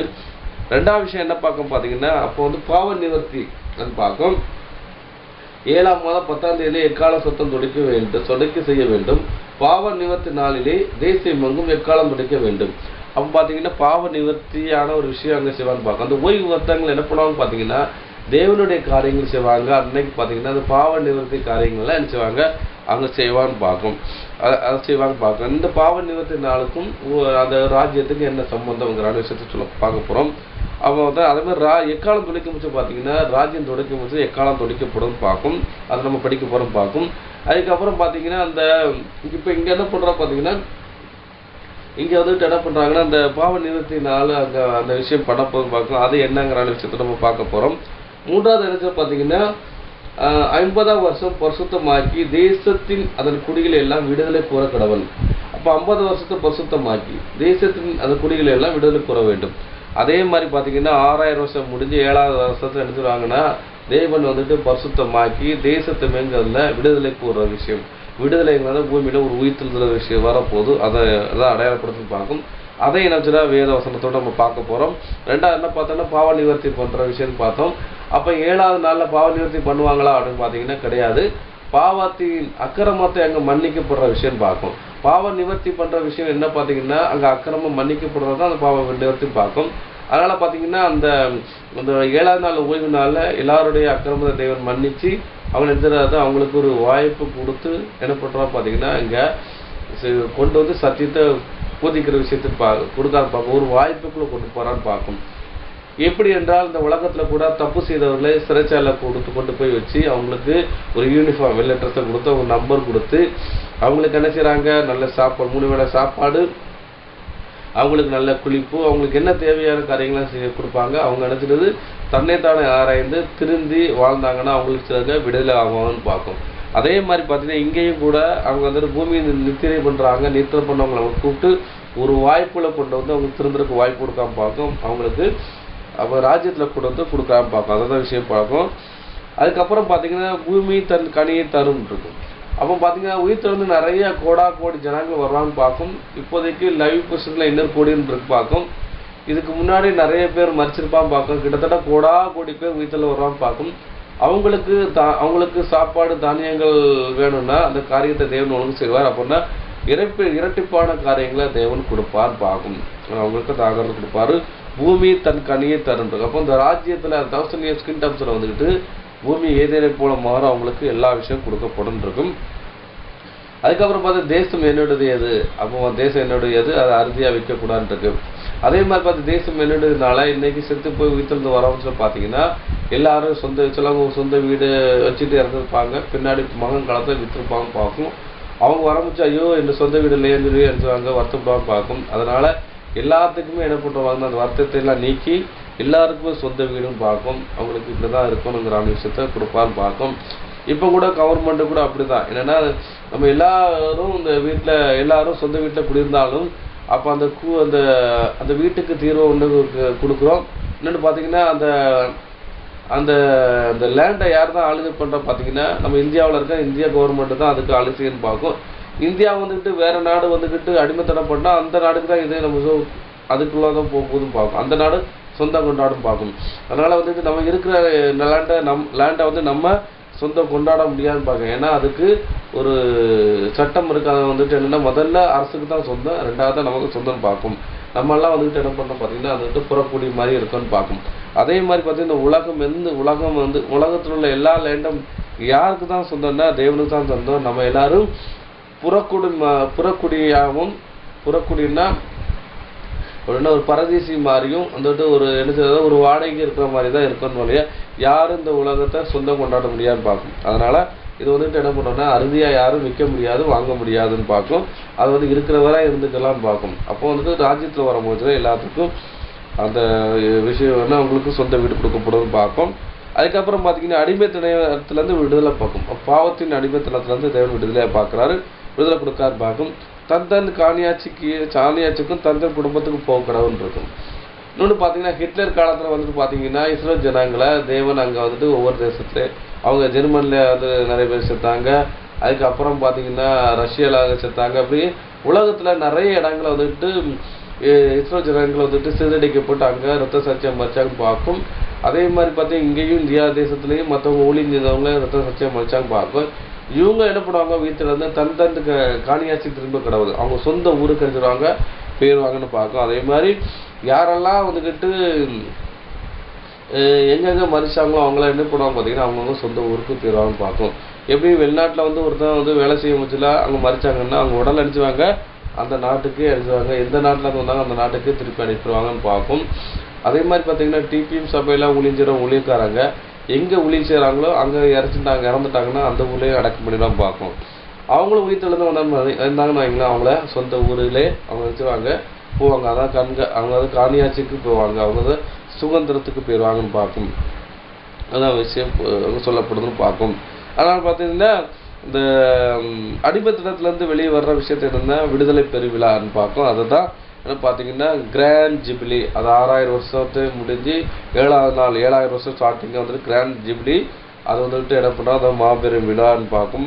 அடிமைத்தனத்துலேருந்து விடுதலை ஆகிற விஷயத்தை பார்க்கும். அங்கே வந்து எக்காலம் துடித்து எடுத்து விடுதலை பண்ணுற விஷயத்தை அடையாளப்படுத்துன்னு பார்க்கும். அப்போ 749 வருஷம் அந்த 50 வருஷம் ஜூபிலி வருடம் என்கிட்ட சொல்லப்படுது. 6000 வருஷம் முடிவு, 7000 வருஷம் தொடக்கம், அது கிராண்ட் ஜூபிலிங்கிற விஷயம் சொல்லப்படுது பார்க்கும். இந்த 7000 வருஷத்தை வந்து 7வது நாளுங்கிற விஷயம் சொல்லப்படுது பார்க்கும். இந்த 7வது நாளை தான் தேவன் பரிசுத்தமாக்கி அதை ஆசீர்வதிச்சிருக்கான்னு பார்க்கும். இந்த 7வது நாள் அதாவது 7வது நாள் எதை குறிக்குன்னா 7000 வருஷம் ராஜ்யத்தை குறிக்கிறது. அதை வந்து தேவன் பரிசுத்தப்படுத்தி இருக்கிறார். அது யாதொரு வேலையும் இங்கே செய்யக்கூடாது, அடிமைத்தனத்துக்கு யாரும் கூடாது. அவனவன் நினைச்சது அவன் வந்துட்டு உழுது அவனே சாப்பிட்டுக்கிறான்னு பார்க்கும். யாருக்கும் அடிமையாக இருக்க முடியாது பார்க்கும். அதே மாதிரி பார்த்தீங்கன்னா ராஜ்யத்தில் வர்றவங்க உயிர்த்திலிருந்து வர்றவங்க நினைச்சிட்டா பார்த்தீங்கன்னா யாருக்கு யார் அடிமை இல்லை. அவனவன் தன் நினைச்சிடாது பார்த்தீங்கன்னா என்னென்னா பயிரிட்டு அவனை சாப்பிடான்னு பார்க்கும். அப்போ அவன் தன் திராட்சை செடி நிலையிலே அவனுடைய இடத்துல இருந்து சுகமாக தங்குவான்னு பார்க்கும். இவங்க வந்துட்டு இவங்களுடைய கையின் பிரயாசங்களை இவங்க தான் சாப்பிடாம பார்க்கும். அதான் சொல்றது வேதவசனம், உன்னுடைய கையின் பிரயாசம் சாப்பிடுவோம் உனக்கு பாக்கியமும் நன்மையும் உண்டாகும் சொல்லப்பட்டிருக்கு. அப்போ அங்கே ஒரு விஷயம் அங்கே அங்கான விஷயம் சொல்லப்படுது பார்க்கும். அதனால் அன்புக்குரிய சகோதரர்களே, அப்போ இந்த 7வது நாளை எதை அடையாளம் பார்த்தீங்கன்னா ராஜ்யத்துக்கு நிழலாட்டமாக இருக்குது அப்படின்னால விஷயம் சொல்லப்படுது பார்க்கும். அதை கூட படிக்கலாம். ஆதியாகமம் 2ஆம் அதிகாரம் 2-3 வாசிக்கலாம். ஆதியாகமம் அதிகாரம் 2 வசனங்கள் 2 மற்றும் 3. தேவன் தாம் செய்த தம்முடைய கிரியையை 7ஆம் நாளிலே நிறைவேற்றி தாம் உண்டாக்கின தம்முடைய கிரியைகளை எல்லாம் முடித்த பின்பு 7ஆம் நாளிலே ஓய்ந்திருந்தார். 3. தேவன் தாம் சிருஷ்டித்து உண்டு பண்ணின தம்முடைய கிரியைகளை எல்லாம் முடித்த பின்பு அதிலே ஓய்ந்திருந்தபடியால் தேவன் 7ஆம் நாளை ஆசீர்வதித்து அதை பரிசுத்தமாக்கினார். போதும் பார்க்கும். அப்போ வந்து 7வது நாளில் இந்த ஆசீர்வதித்து அதை பரிசுத்தமாக்கினான்னு பார்க்கும். அப்போ அதே மாதிரி தான் இஸ்ரேல் ஜனங்களுக்கு சொல்லியிருந்தாரு, 7வது நாளில் ஓய்வு நாள் பரிசுத்தமாக அனுசரிக்கணும். அவங்க என்ன தேவனுடைய காரியங்களை தான் அவங்க வந்துட்டு அவங்க தியானிச்சாங்க. அங்கே வந்து பலி காரியங்கள்லாம் பண்ணாங்கன்னு பார்க்கும். அவங்களோட தன்னைத்தானே நிதானிக்கிற விஷயங்களை பண்ணாங்க பார்க்கும். அங்கே என்னென்னா அன்னைக்கு கிடைச்சுவாங்கன்னா புசிக்கலாம் குடிக்கலாம், ஆனால் சத்தியத்தை தியானிக்கணும் பார்க்கும். நியாயப்பிரமாணம் தியானிக்கிற விஷயத்தை அங்கே சொல்லப்படுறது பார்க்கும். அதே மாதிரி பார்த்தீங்கன்னா ராஜ்யத்தில் வந்துட்டு புசிக்கலாம் குடிக்கலாம் 1000 கிங்டமில். அதுக்கப்புறம் பார்த்தீங்கன்னா முக்கியத்துவம் எதுன்னு பார்த்தீங்கன்னா சத்தியத்துக்கு தான் முக்கியத்துவம்னு பார்க்கும். ஓய்வு நாள் என்ன பண்ணுறோம் பார்த்தீங்கன்னா சத்தியத்துக்கு முக்கியத்துவம் கொடுத்தாங்க பார்க்கும். அதே மாதிரி இங்கே 1000 years கிங்டமத்துலையும் சத்தியத்துக்கு முக்கியத்துவம். 2வது பார்த்தீங்கன்னா அந்த 1000 வருட அரசாட்சியில் பார்த்தீங்கன்னா அவங்களுக்கு 1000 வருட அரசாட்சியில் வந்து சத்தியம் போதிக்கப்படுது. அவங்க சத்தியத்தை போய் நிலைனாங்கன்னா அவங்க நித்திய ராஜ்யத்துக்குள்ள பெறுவாங்கன்னு பார்க்கும். ஆனால் ஒரு கூட்ட ஜனங்கள் 1,40,000 பேர் என்ன பண்ணுறாங்க, முதலாம் உயிர்த்தல்ல பங்குள்ளவன் பரிசுத்தவான் பாக்கியவான் சொல்லப்படுது. அவனுக்கு இரண்டாம் அர்த்தம் ஆளுகை செய்யலன்னு பார்க்கும். அவங்க வந்துட்டு ஜெயம் கொண்ட ஆண் பிள்ளை, அவங்க மூலமாக இவங்களுக்கு சத்தியம் போதிக்கப்படுது. யாருக்கு? ராஜ்யத்தில் வர்ற உலக ஜனங்களுக்கு இது போதிக்கப்படுதுன்னு பார்க்கும். அப்போ சாத்தானே வந்துட்டு கட்டி போட்டுறார் பாதாளத்தில். ஏன்னா நம்ம அதை மரித்த ஜனங்களில் தேவன் பாதாளத்தில் எழுப்புறாரு. எழுப்பிட்டு மத்தியாகத்தில் இருக்க சாத்தானை கொண்டு நினைச்சாது பாதாளத்தில் கெட்டி போடுறான்னு பார்க்கணும். அதுக்கப்புறம் பார்த்தீங்கன்னா ஏன் வானமண்டலத்திலிருந்து தேவன் அதை சாத்தானை அவிழ்த்து பாதாளத்தில் கெட்டி போடுறான்னு பார்த்தீங்கன்னா, தேவ புத்திரர்கள் ஏன்னா 1,40,000 பரலோகத்துக்கும் பூமிக்கும் ஏறுகிற இறங்குறமா இருப்பாங்கன்னு பார்க்க. ஏன்னா அவங்க மூலமாக தான் சத்தியம் கொடுக்கப்படுதுன்னு பார்க்கும். அதை பார்த்து மண்ணானவன் எப்படிப்பட்டவனோ மண்ணானவன் அப்படி தான். ஆதாம் எப்படி மண்ணா இருக்கிற மாதிரி ஆதாமுடைய சந்ததி, அதாவது ஆதாம் பாவம் செய்தார். அதனால என்ன பண்ணுறதுன்னா பாவ மரணத்துக்குள்ள போறார். ஆதாமுக்கு ஒரு வாய்ப்பு கொடுத்து ராஜ்யத்தை கொண்டு வராரு. அதே மாதிரி ஆதாமை மாதிரி மீறுதலுக்கு போன பாவம் செய்கிறவங்களும் என்ன செய்வாங்க, ராஜ்யத்தை கொண்டு வந்து ஆதாமுக்குரிய சரீரம் மண்ணான சரீரத்தை கொடுத்து அவங்களுக்கு சத்தியத்தை போதிக்கான்னு பார்க்கும். அதே மாதிரி வானோர், அதாவது இன்னொரு கூட்டம் என்னன்னா வானோர்ல சாயலை அணிஞ்சு கொள்வாங்கன்னு பார்க்கும். அதாவது வானத்தின் நட்சத்திரமானவர்கள் என்ன பண்ணுறாங்க, நட்சத்திரம் யாரை அடையப்படுது, தேவதூதரை அடையாளம் பார்க்குவாங்க. இவங்களுக்கு தேவதூதருடைய பாடி அவங்களுக்கு கொடுக்கப்படுதுன்னு பார்க்கும். எப்படின்னு பார்த்தீங்கன்னா, தேவதூதர்கள் இந்த பூமிக்கு வர வச்சுல மனித சரீரம் எடுத்துக்கலாம். பரலோகத்துக்கு போச்சுன்னு எதா மாதிரினா அவங்க ஆவியின் சரீரம், அதாவது தேவதூத சரீரம் எடுத்துக்கலாம் பார்க்கும். அதே மாதிரி தான் பார்த்தீங்கன்னா இங்கே சபையாருக்கு வானோல சாயனா தேவதூதர் கொடுக்குறதா ஒரு சரீரத்தை கொடுப்பான்னு பார்க்கும். அவங்க பூமிக்கும் சரீரக்கும் வந்து போகிற விஷயம் பார்க்கும். ஏன்னா அந்த சரீரம் இருந்தால் தான் பார்த்தீங்கன்னா அவங்க நினச்சி பார்த்தீங்கன்னா அவங்களுக்கு தேவதூதர்கள் எப்படி இருக்காங்க பார்த்தீங்கன்னா காட்சிகளை போல காட்சி கிழித்து ஊடுருவி வர்ற விஷயத்தை அடையாளப்படுத்து பார்க்கும். அவங்க பரலோகத்துக்கு பூமிக்கு வந்து போகிற விஷயத்தை அடையாளப்படுத்தி பார்க்கும். உங்கள் ஆவியும் சரீரம் ஏன்னா தேவதூதர்களுக்கு கொடுத்தானா உங்கள் சரீரம் உங்களுக்கு கொடுக்கப்படுதுன்னு பார்க்கும். அப்போ பார்த்தீங்கன்னா அது வந்து 7ஆவது நாளை பரிசுத்தப்படுத்துறாங்கன்னா அது 7ஆவது நாள் எதுக்குற இதுமா ராஜ்யத்துக்கு அடையாளப்படுத்துன்னு பார்க்கும். அதுக்கப்புறம் பார்த்தீங்கன்னா அந்த ஜிபிலி வருடத்தில் என்ன பண்ணுறாங்க, ஜிபிலியோ ஓய்வு வருஷமோ அந்த 7ஆம் மாதம் அந்த மாதத்தில் என்ன பண்ணால் பார்த்தீங்கன்னா அந்த மாத துவக்கத்தில் எக்காலம் ஊதுவாங்கன்னு பார்க்கும். அந்த எக்காலம் ஊதுற விஷயம் எதுக்கு நிலாட்டமாக இருக்குன்னு பார்த்தீங்கன்னா, இது வந்துட்டு பார்த்தீங்கன்னா இங்கே உயிர்த்தலுக்கு நிலாட்டமாக இருக்குது அந்த 4 விஷயம் சொல்லப்படுதுன்னு பார்க்கும். அதை கூட நம்ம படிக்கலாம். 1 கொரிந்தியர்கள் 15ஆம் அதிகாரம் 50, 51, 52 வாசனம். 1 கொரிந்தியர் அதிகாரம் 15 வசனங்கள் 50, 51, 52. சகோதரரே, நான் சொல்லுகிறது என்னவெனில், மாம்சமும் இரத்தமும் தேவனுடைய ராஜ்யத்தை சுதந்திரிக்க மாட்டாது. அழிவுள்ளது அழியாமையை சுதந்திரிப்பதில்லை. 51. இது ஒரு ரகசியத்தை உங்களுக்கு அறிவிக்கிறேன். நாம் எல்லாரும் நித்திரையடைவதில்லை. ஆகிலும் கடைசி எக்காலம் தொனிக்கும் போது ஒரு நிமிஷத்திலே, ஒரு இமை பொழுதிலே நாம் எல்லாரும் மறுரூபமாக்கப்படுவோம். 52.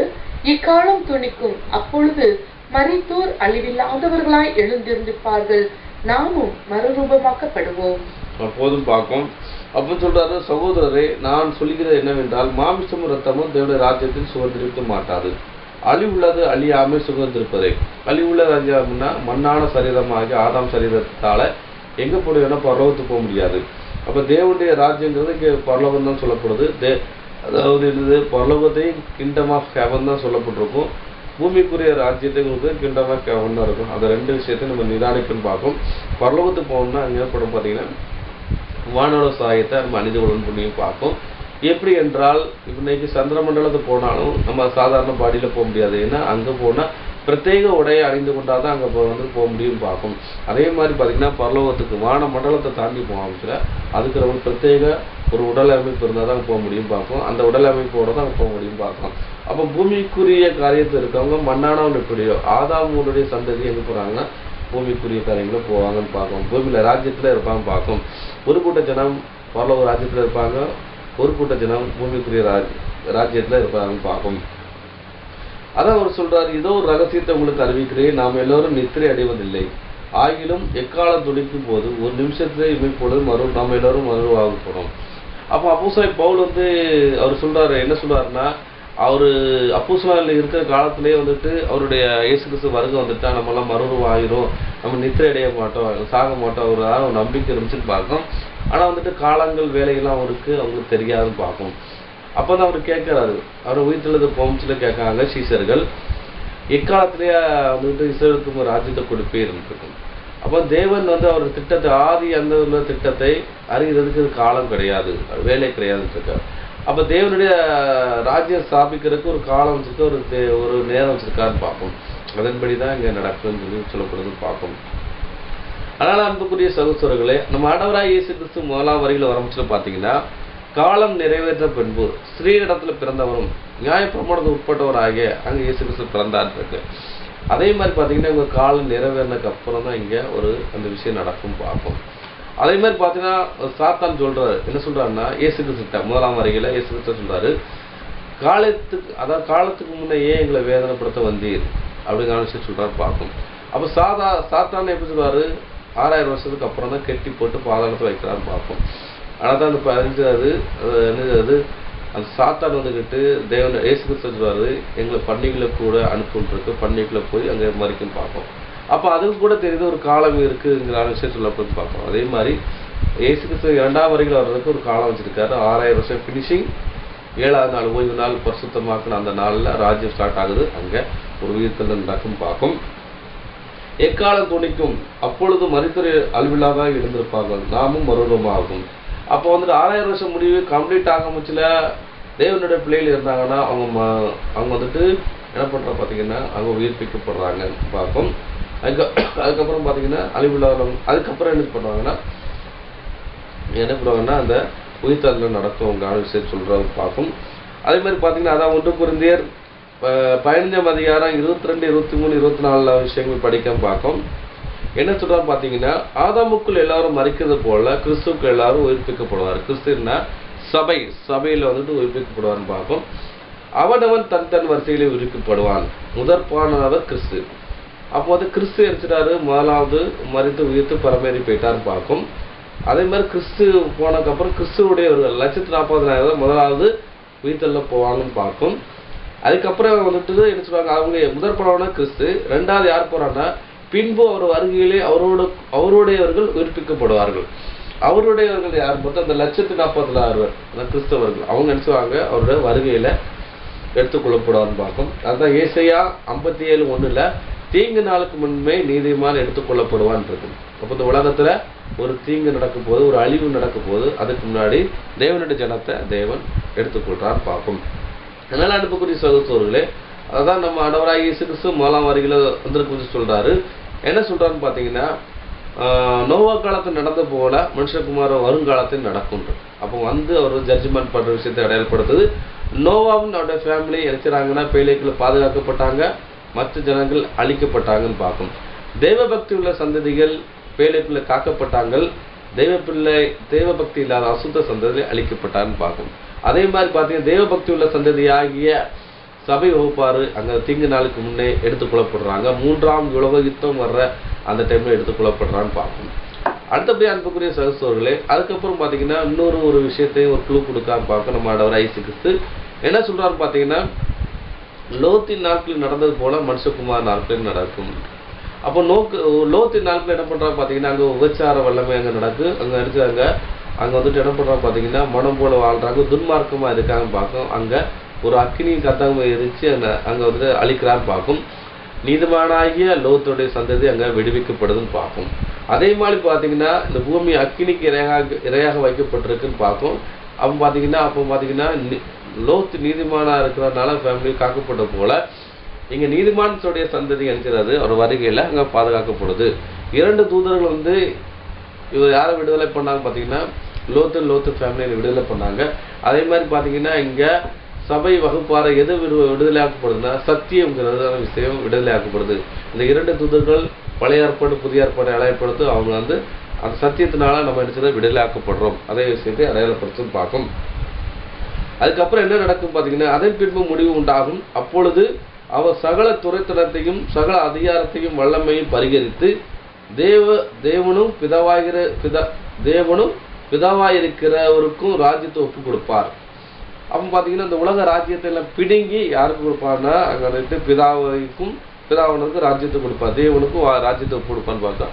பிதாவாய் தேவன் என்பதை கிறிஸ்துவுக்கு கொடுப்பார், கிறிஸ்து வந்துட்டு சபைக்கு கொடுப்பார்னு பார்க்கும். என்னோட நீங்க பாடுபட்டால் என்னோட நீங்க ஆளுகை செய்வீங்கன்னு அந்த ஆளுகையை தேவன் வந்து சபை வகுப்பாருக்கு கொடுக்கான்னு பார்க்கும். ஏதாவது விஷயத்தை இதை அடையாளப்படுத்துது அப்படிங்கிற விஷயம் சொல்லி பார்க்கும். அங்கே எக்காலத்தோடு தொழிக்கும் போச்சு அந்த விஷயம் நடக்குது அப்படிங்கிற விஷயம் சொல்லப்படும் பார்க்கும். அடுத்தபடியாக அன்புக்குரிய சகோதரர்களே வாசிக்கலாம். சகரியா 9ஆம் அதிகாரம் 14, 16 வாசிக்கலாம். சகரியா அதிகாரம் 9 வசனங்கள் 14 மற்றும் 16.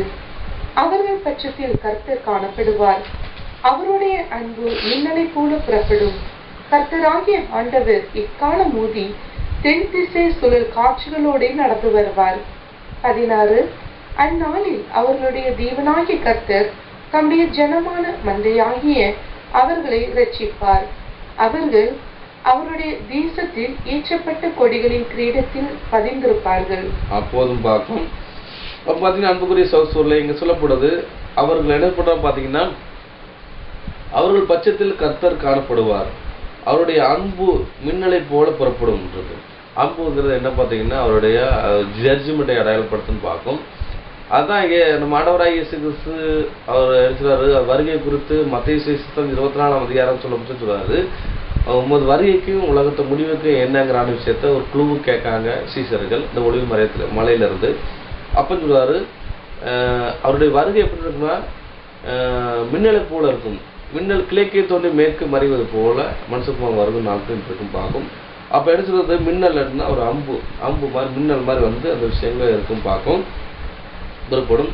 கர்த்தரை ஆண்டவர் எக்காலம் ஊதி தென் திசையிலே சுழல் காட்சியோடு நடந்து வருவார்.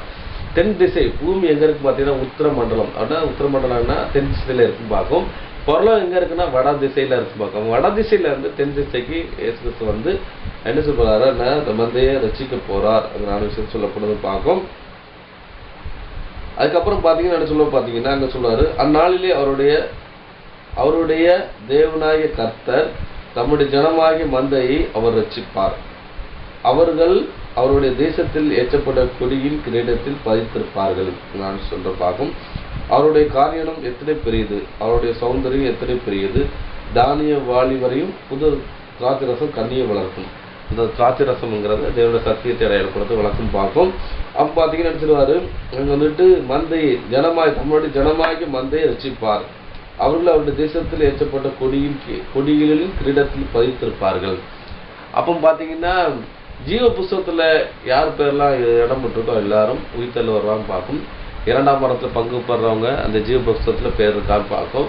இந்த கொடிங்கிறது என்னென்னா அது என்ன பண்ணுறோம் பார்த்தீங்கன்னா சுதந்திர கொடி. அப்போ ஒரு நாட்டுக்கு சுதந்திரம் வச்சுட்டாங்க என்ன பண்ணுறோம் பார்த்தீங்கன்னா அங்கே கொடி ஏற்றி அதை வந்துட்டு இண்டிபெண்டன்ஸ் டே அப்படின்னு சொல்லி கொண்டாடுவான்னு பார்க்கலாம். அதனால பார்த்தீங்கன்னா இங்கேயும் விடுதலை திருவிழா அங்கே ராஜ்யத்து கிராண்ட் ஜூபிலி சொல்லப்பட்ட அங்கே ராஜ்யத்தில் இவங்க விடுதலை ஆகி வர விஷயங்க வரும். உயிர்த்திலிருந்து வர முடிச்சுன்னா அங்கே வந்துட்டு கொடி ஏற்றுற விஷயத்தை அடையாளப்படுத்தி பார்க்கும். அந்த கொடியில் அவங்க நாமங்கள் பறிக்கப்படுற விஷயத்தை இங்கே அடையாளப்படுத்தும் பார்க்கும். அடுத்தபடி அன்புக்குரிய சகோதரர்களே அது எப்போது நடக்கும்னு பார்த்தீங்கன்னா இந்த எக்கால சத்தம் எப்போ நடக்கும் பார்த்தீங்கன்னா 7ஆம் சபையின் தூதன் காலத்தில் நடக்கும். இந்த கடைசி காலம் இருக்கிறது 7ஆம் சபையின் காலத்தில் இருக்கும். இப்போ தான் இந்த விஷயம் நடக்கும்னு சொல்லப்படுது. வெளிப்படுத்தல் 11ஆம் அதிகாரம் 5ஆம் வசனம். வெளிப்படுத்துதல் அதிகாரம் 11 வசனம் 15. 7ஆம் தூதன் எக்காலம் ஊதினார். அப்பொழுது உலகத்தின் ராஜ்யங்கள் நம்முடைய கர்த்தருக்கும் அவருடைய கிறிஸ்துவுக்கும் உரிய ராஜ்யங்களாயின. அவர் சதா காலங்களிலும் ராஜ்யபாரம் பண்ணுவார் என்னும் கெம்பீர சத்தங்கள் வானத்தில் உண்டாயின. போதும் பார்க்க. அப்ப அந்த எக்கால சத்தம் எப்போ துடிக்கும் பார்த்தீங்கன்னா 7ஆம் தூதன் எக்காலம் ஊதினான். அப்பொழுது உலகத்தின் ராஜ்யங்கள் நம்மளுடைய கர்த்தருக்கும் அவருடைய கிறிஸ்துக்கும் ராஜ்யங்களாயினான். அவர் சதா காலம் ராஜ்யம் பண்ணுவார். அப்போ வந்துட்டு இந்த ராஜ்யத்தை கைப்பற்றினதுக்கு அப்புறம் உலக ராஜ்யத்தை கைப்பற்றினதுக்கு அப்புறம் அதுக்கப்புறம் நித்திய ராஜ்யமாக அங்கே கண்டினியூ ஆகியும் பார்க்கும். அதுக்கப்புறம் இந்த ராஜ்யம் வேறு ஜனத்துக்கு கொடுப்பதில்லை பார்க்கும். அந்த எக்காலத்தோடு எப்போ இந்த தொடிக்க போனால் 7ஆம் சபை இந்த கடைசி காலத்தில் நடக்கிற அந்த சம்பவத்தை தான் இங்கே அடையாளப்படுத்துதுங்கிற விஷயம் சொல்லப்படுதுன்னு பார்க்கும். அடுத்தபடியாக அன்புக்குரிய சகோதரர்களே இந்த காலத்தில் நடக்கும். அப்போ 7ஆம் சபை காலத்தில் எக்காலம் ஊதுவாங்க. அப்போ வந்துட்டு பார்த்தீங்கன்னா அங்கே உயிர்த்தெழுதல் நடக்கும்னு பார்க்கும். அதை கூட பார்க்கும். அந்த 7ஆம் தூதன் அந்த காலத்தில் நடக்கும்னு பார்க்கும்.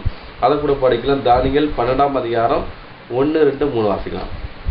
தானியேல் அதிகாரம் 12 வசனங்கள் 1 முதல் 3 முடிய. உன் ஜனத்தின் புத்திரருக்காக நிற்கிற பெரிய அதிபதியாகிய மிகாவேல் அக்காலத்திலே எழும்புவான்.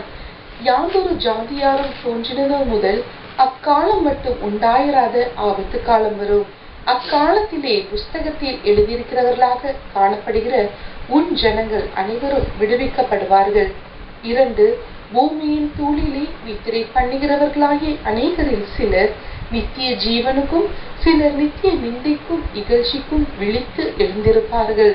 3 ஞானவான்கள் ஆகாய மண்டலத்தின் ஒளியைப் போலவும் அநேகரை நீதிக்குட்படுத்துகிறவர்கள் நட்சத்திரங்களைப் போலவும் என்றென்றைக்கும் உள்ள சதா காலங்களிலும் பிரகாசிப்பார்கள். அப்போதும் பார்க்கும் உன் ஜனபுத்திரருக்காக நிற்கிற பெரிய அதிபதியாக மிகாவேல் அக்காலத்தில் எழும்பார். இந்த மிகாவேல் யாருன்னு பார்த்தீங்கன்னா நம்ம ஆண்டவராகிய இயேசு கிறிஸ்து. அதான் பிரதான தூதன்கிற விஷயத்தில் பார்க்கும். அப்போ தேவனுக்கு மனுஷனுக்கு மத்தியஸ்தரா யாருக்கான்னு பார்த்தீங்கன்னா நம்ம ஆண்டவராகிய இயேசு கிறிஸ்து இருக்கான்னு பார்க்காதான் உன் ஜனபுத்திரருக்காக நிற்கிற பெரிய அதிபதி இருக்கா. அப்போ மனித குலத்துக்காக பரிந்து பேசுகிற யார் இருக்கா பார்த்தீங்கன்னா நம்ம ஆண்டவராகிய இயேசு கிறிஸ்து இருக்காரு. அதான் வந்து எழுப்ப போறான்னு பார்க்கும். அதான் நீங்கள் யோவான் சுவிசேஷம் 5ஆம் அதிகாரத்தில் படிச்சீங்கன்னா அதை சொல்லப்படுது பார்க்கும். பிரேத குழியில் அனைவரும் அவருடைய சத்தத்தை கேட்கும் நாட்கள் வருங்கிறான விஷயத்தை அவர் சொல்றான்னு பார்க்கும். அப்போ வந்து உயிர்த்தெழுதல் நடக்கிறதுக்கு முன்னாடி என்ன சம்பவிக்குங்கிறான விஷயத்த அங்க சொல்றாரு. யாதொரு ஜாதியாருக்கும் தோன்றின முதல் அக்காலம் மட்டும் உண்டாயிர ஆபத்து காலம் வரும். அக்காலத்திலே புஸ்தகத்தை எழுதியிருக்கிறவர் காணப்படுற உன் ஜனங்கள் எல்லாரும் விடுவிக்கப்படுவார்கள். அப்போ பார்த்தீங்கன்னா என்ன சொல்லுவாங்கன்னா என்ன சொல்றாங்க பார்த்தீங்கன்னா இங்க வந்துட்டு ஒரு அழிவு இருக்கு. அந்த அழிவுக்கு அப்புறம் பார்த்தீங்கன்னா என்ன பண்ணுவாங்கன்னா ஒரு உயிர்த்தெழுதல் நடக்கும் பார்க்கும். உயிர்த்தெழுதல் என்னன்னா இஸ்ரேல் ஜனங்களும் உயிர்த்தெழுதல் வராங்க. அதுக்கப்புறம் பார்த்தீங்கன்னா பூமி துணிலே நித்திரை பண்ணுகிற அநேகர் சிலர் நித்திய ஜீவனுக்கும் சிலர் நித்திய நிகழ்ச்சிக்கும் விழுத்தத்தில் இருப்பார்கள். அப்போ பார்த்தீங்கன்னா அநேகர் சிலர் நித்திய ஜீவனுக்கும் உயிர்த்தெழுதல் நித்திய ஜீவனை சிலர் சுதந்திரிப்பாங்க. யார் பார்த்தீங்கன்னா சபையாக பார்ப்பாங்க. சிலர் வந்துட்டு யார் பார்த்தீங்கன்னா உயிர்த்தெழுதல் 2வது கேட்டகரியில் யார் வரான்னு பார்த்தீங்கன்னா சிலர் இகழ்ச்சிக்குன்னா இன்னொரு சான்ஸ் பார்க்கும். ஒருத்தர் வந்துட்டு ஸ்கூலில் ஃபெயில் ஆகிட்டாங்கன்னா அவனுக்கு எப்படி தான் இருக்கும், ஒரு இகழ்ச்சியாக தான் இருக்குன்னு பார்க்கும். நம்மோடு படித்தவன் பாஸ் ஆகி அடுத்த கிளாஸுக்கு போயிருக்கான். அடுத்த கிளாஸுக்கு போயிருந்தா அடுத்த ஒரு கேட்டகரியில் போயிடறான். நம்ம ஃபெயில் ஆகிட்டோம்னா அவனுக்கு ஒரு இகழ்ச்சியாக இருக்குன்னு பார்க்கும். ஒரு 8ஆம் கிளாஸ் படிக்கிற பையன் பாஸ் ஆகிட்டான். 2 பேரும் வந்து தேர்வு எழுதுறாங்க. ஒருத்தர் வந்து பாஸ் ஆகி 9th போயிடறாரு, ஒருத்தர் 8th இருக்கான்னு பார்க்கும். அப்போ எடுத்துட்டாரு பார்த்தீங்கன்னா அந்த பையன் வந்துக்கிட்டு படிப்பு வந்துக்கிட்டு கண்டினியூ பண்ண முடியாத இருக்கும், அவமானமாக இருக்கும். இருந்தாலும் தாய் தகப்பன்னு சொல்லி வச்சுறாங்க, மறுபடியும் படிப்பை கண்டினியூ பண்ணுவான்னு பார்க்கும். அப்படி படிப்பை கண்டினியூ பண்ண முச்சில் யாராட்ட வந்துட்டு தம்பி நீ 9th போயிட்டியா அப்படின்னு கேட்டீங்கன்னா இல்லை வந்துட்டு 8th தான் இருக்கு அப்படின்னு சொன்னால் அவனுக்கு எப்படி தான் இருக்கும், அவனுக்கு ஈஸியாக தான் இருக்குன்னு பார்க்கும். அப்போ எல்லாருக்கும் என்ன ஆசை இருக்குன்னு பார்த்தீங்கன்னா கிறிஸ்தவர் எல்லாருக்கும் பரலோகம் போகணுங்கிறான ஒரு ஆசை இருக்கும். முஸ்லீம் சகோதரர்களுக்கு என்ன ஆசை இருக்குன்னு பார்த்தீங்கன்னா மறுமையில் போகணும்னு ஆசை இருக்கும். இந்து சகோதரர்களுக்கு என்ன ஆசை இருக்குன்னு பார்த்தீங்கன்னா சொர்க்கத்துக்கு போகணும்னு ஆசை இருக்கும். எல்லா மனிதருக்கும் ஆசை என்னென்னா நான் மறிக்கக்கூடாது, நான் வந்து ரொம்ப நாள் வாழணுங்கிறதான ஆசை இருக்கும். உங்களை ஆசை நிராகரியாக இருக்கும். ஆனாலும் நினச்சினாங்க பரலோக வாழ்க்கை அந்த சொர்க்கத்தையும் அந்த இடப்பட வந்து சொர்க்கத்தையும் தேவனில் இருந்த அந்த இடத்தையும் எடுத்துறாங்க. இவங்களை இழந்தால் கூட மறுமைங்கிறான ஒரு விஷயம் கொடுக்காரு. மறுமைன்னா ராஜ்யத்தில் கொண்டு வரான்னு பார்ப்போம். அந்த கொண்டு வந்து கொடுக்கான்னு பார்ப்போம். எல்லாருக்கும் வாய்ப்பு கொடுக்கான்னு பார்ப்போம். அப்போ கிறிஸ்தவர்கள் என்ன பண்ணுறான்னு பார்த்தீங்கன்னா பிதாவே என்று கூப்பிட்றான். பிதாகனா தகப்பன் என்று கூப்பிட்றான்னு பார்ப்போம். இஸ்ரேல் ஜனங்கள் நினைச்சுறாங்க பார்த்தீங்கன்னா எதுனா பிதா, அதாவது யெகோவா தேவன் அல்லாஹ்ங்கிறான். அல்லான்னா அல்பாவும் உமையாவும் இருக்கும். ஆதி அந்தம்மா விஷயம் இருக்குன்னு பார்க்கணும். அப்போ அதே மாதிரி பார்த்தீங்கன்னா முஸ்லீம்ஸ் என்ன பண்ணுவாங்க பார்த்தீங்கன்னா அல்லான்னு இருப்பாங்க. அல்லான்னா ஆதி அந்தம்மா இருப்பவர்னு அர்த்தம் பார்க்கணும். ஆதி தொடக்கமும் அவர் தான் இருக்கும். அப்போ யூத பின்னணியில் யார் வந்தாங்க பார்த்தீங்கன்னா அந்த முஸ்லீம்ஸ் அவர்னு பார்க்கும். அப்போ பார்த்தீங்கன்னா அவங்க வந்து மூசா நபியை பின்பற்றுறவர்கள் தான் ஏன்னா முஸ்லீம் பார்க்கும்.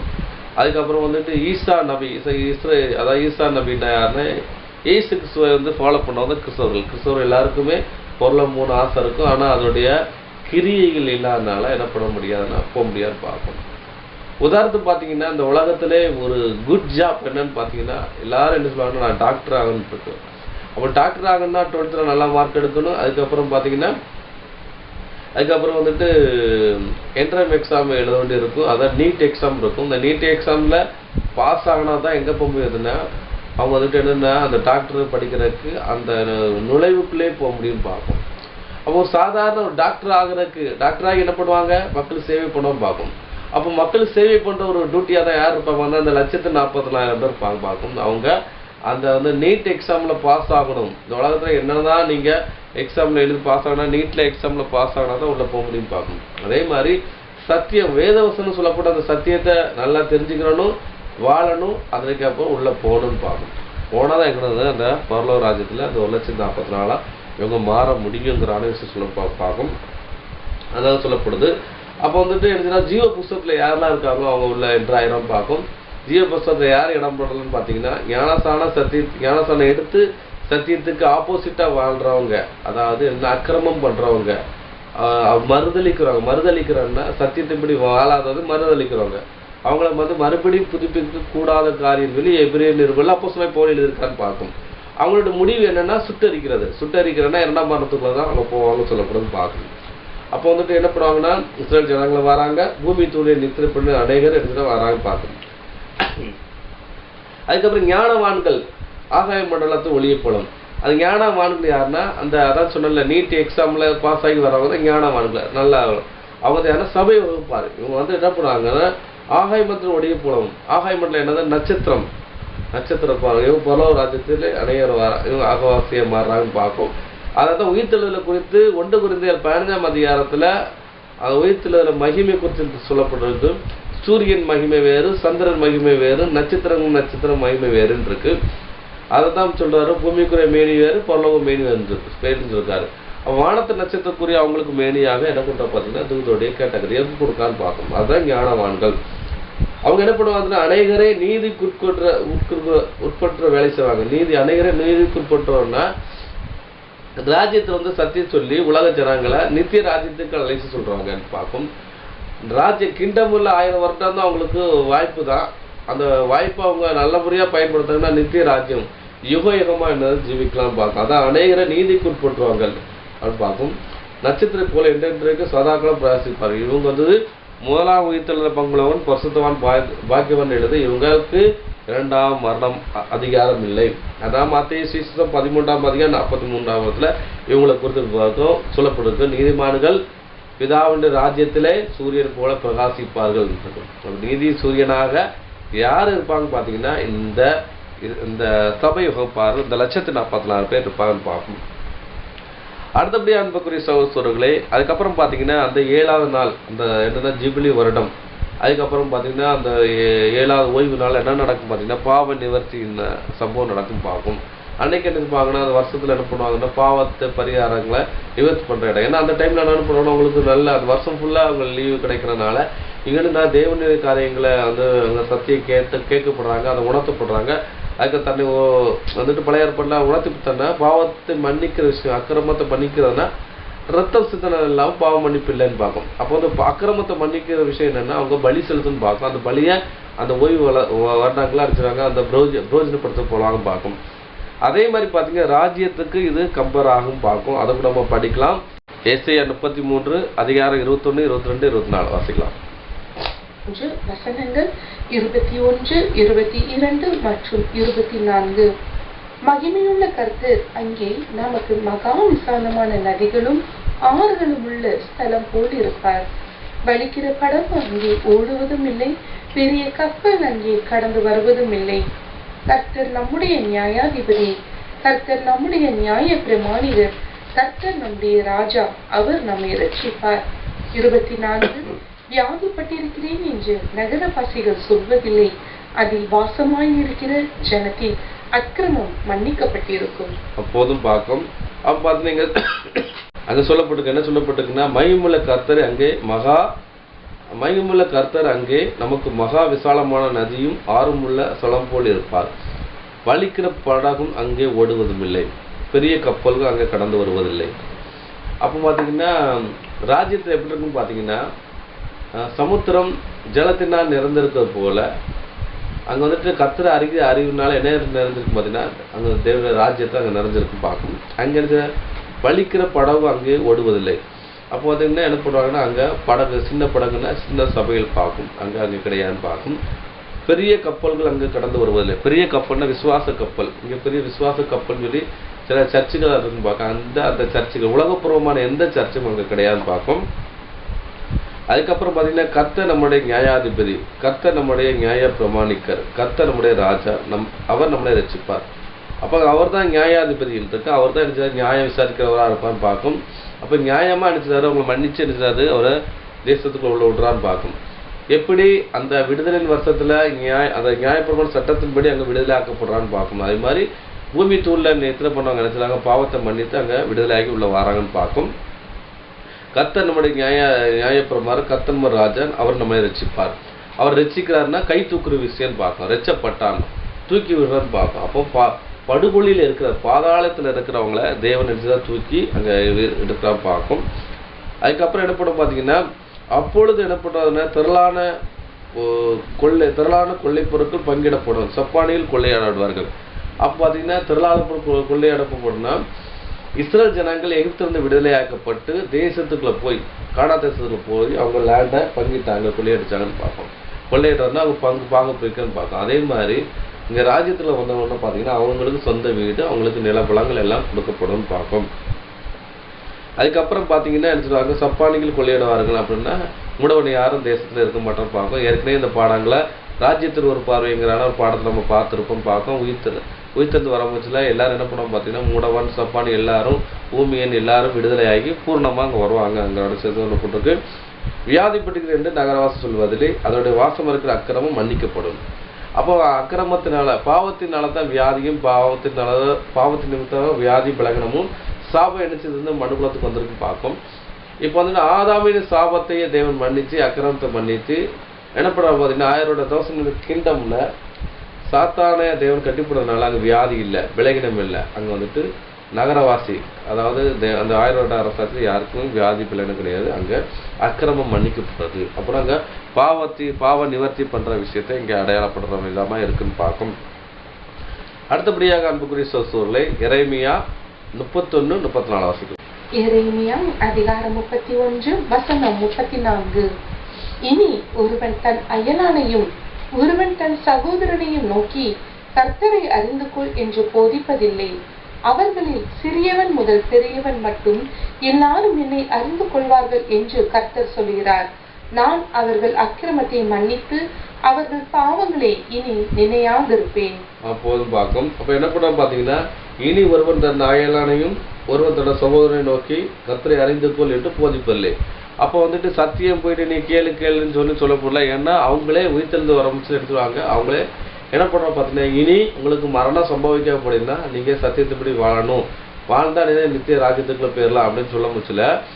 ஆட்டோமேட்டிக்காக என்ன பண்ணோம் பார்த்தீங்கன்னா, 2வது மரணத்துக்கு நம்ம போயிடக்கூடாதுன்னு சொல்லி எடுத்துருவாங்க. முன் வந்து நினச்சிவாங்க பார்த்தீங்கன்னா, வந்து சத்தியத்தை கேட்பாங்கன்னு பார்க்கும். எப்படி ஒரு காலத்தில் வந்து படிப்பு வேண்டாம் ஓடினாங்க, நினச்சிருவாங்க ஆடு மேய்க்கவும் மாடு மேய்க்கவும் தொழில் பண்ணுறக்க போனாங்க. இன்னைக்கு படிக்குங்கிறதான ஆர்வத்தோட பிள்ளைகள் இருக்குன்னு பார்க்கும். இப்போ எல்லா பிள்ளைகளும் படிக்குன்னு பார்க்கும். அதே மாதிரி பார்த்தீங்கன்னா இன்னைக்கு சத்தியம் வேண்டாம்னு ஓடுறாங்க. ஆனால் அங்கே வந்துட்டு சத்தியம் வேணும்னு சொல்லி எல்லா ஜனங்களும் வருவாங்கன்னு பார்க்கும். அப்போ என்ன சொல்றது, கர்த்தரை அறிந்து கொள் என்று ஒருவர் போதிப்பதில்லை. அவர்கள் சிறியோர் முதல் பெரியோர் மட்டும் எல்லோரும் என்னை அறிந்து கொள்வார்கள். அப்போ எல்லோரும் வந்துட்டு எடுத்துவாங்க வருவாங்கன்னு பார்க்கும். இந்த உயிர்த்தெழு சம்பவம் எப்படி நடக்குன்னா, உயிர்த்தெழுங்கிறான விஷயம் எங்கே தான் இருக்குன்னு பார்த்தீங்கன்னா வேதத்தில் இருக்குது, கிறிஸ்துவத்தில் இருக்குது. அதன் அடிப்படையில் தான் எங்கே வந்துட்டோம் பார்த்தீங்கன்னா அந்த உயிர்த்தெழில் வந்துட்டோம். அதனால இந்த கிறிஸ்துவத்தை தளவுணுங்கிறான விஷயத்துல எல்லாரும் வருவாங்க. அது உண்மைக்கு வாழணும்னு சொல்லி பிரயாசப்படுவாங்கன்னு பார்க்கும். வருவாங்கன்னு பார்க்கும். அது வர பலனா நினைச்சுவாங்கன்னா, எல்லோரும் என்னை அறிந்து கொள்வார்கள் என்று கர்த்தர் சொல்றார். நான் அவர்கள் அக்கிரமத்தை மன்னித்து அவர்களை பாவங்களை இனி நினைக்க மாட்டேன். பாவத்தை மன்னிக்கிறார். மன்னிச்சதுக்கு அப்புறம் தான் நினைச்சுறாங்க விடுதலை ஆக்கம் பண்ணி பார்க்கும். ஏன்னா பாவத்தை சம்பளம் மரணம். அப்போ பாவம் பண்ணாலும் மரணத்துக்குள்ள இருக்காங்க. இப்போ இவங்க மரணத்துல இருக்கணும், இவங்க அக்கிரமத்தை மன்னிதான் இங்க எழுப்ப முடியும். முதலாவது என்ன பண்றாரு, அவரோட பாவத்தை மன்னிக்கான்னு பார்க்கும். இயேசு கிறிஸ்துவோட ஈடுபலி பார்த்தீங்கன்னா, ஈடுபலி ரத்தம் என்ன பண்ணு பார்த்தீங்கன்னா சபைக்கு மட்டும்தான் கிடையாது, உலகத்தின் பாவத்தை சுமந்து தீர்க்கிற தேவ ஆட்டுக்குட்டின்னு இருக்கு. அப்போ இயேசு கிறிஸ்து ரான்சம் ஈடுபலி வந்துக்கிட்டு பார்த்தீங்கன்னா உலகத்தின் பாவங்களே எல்லாருடைய பாவங்களையும் நினைச்சது, ஆதாமினுடைய ஒட்டுமொத்த பாவத்திலே நினைச்சது இங்கே நிவர்த்தி பண்ற விஷயத்தை இங்கே அடையாளப்படுத்துன்னு பார்க்கும்.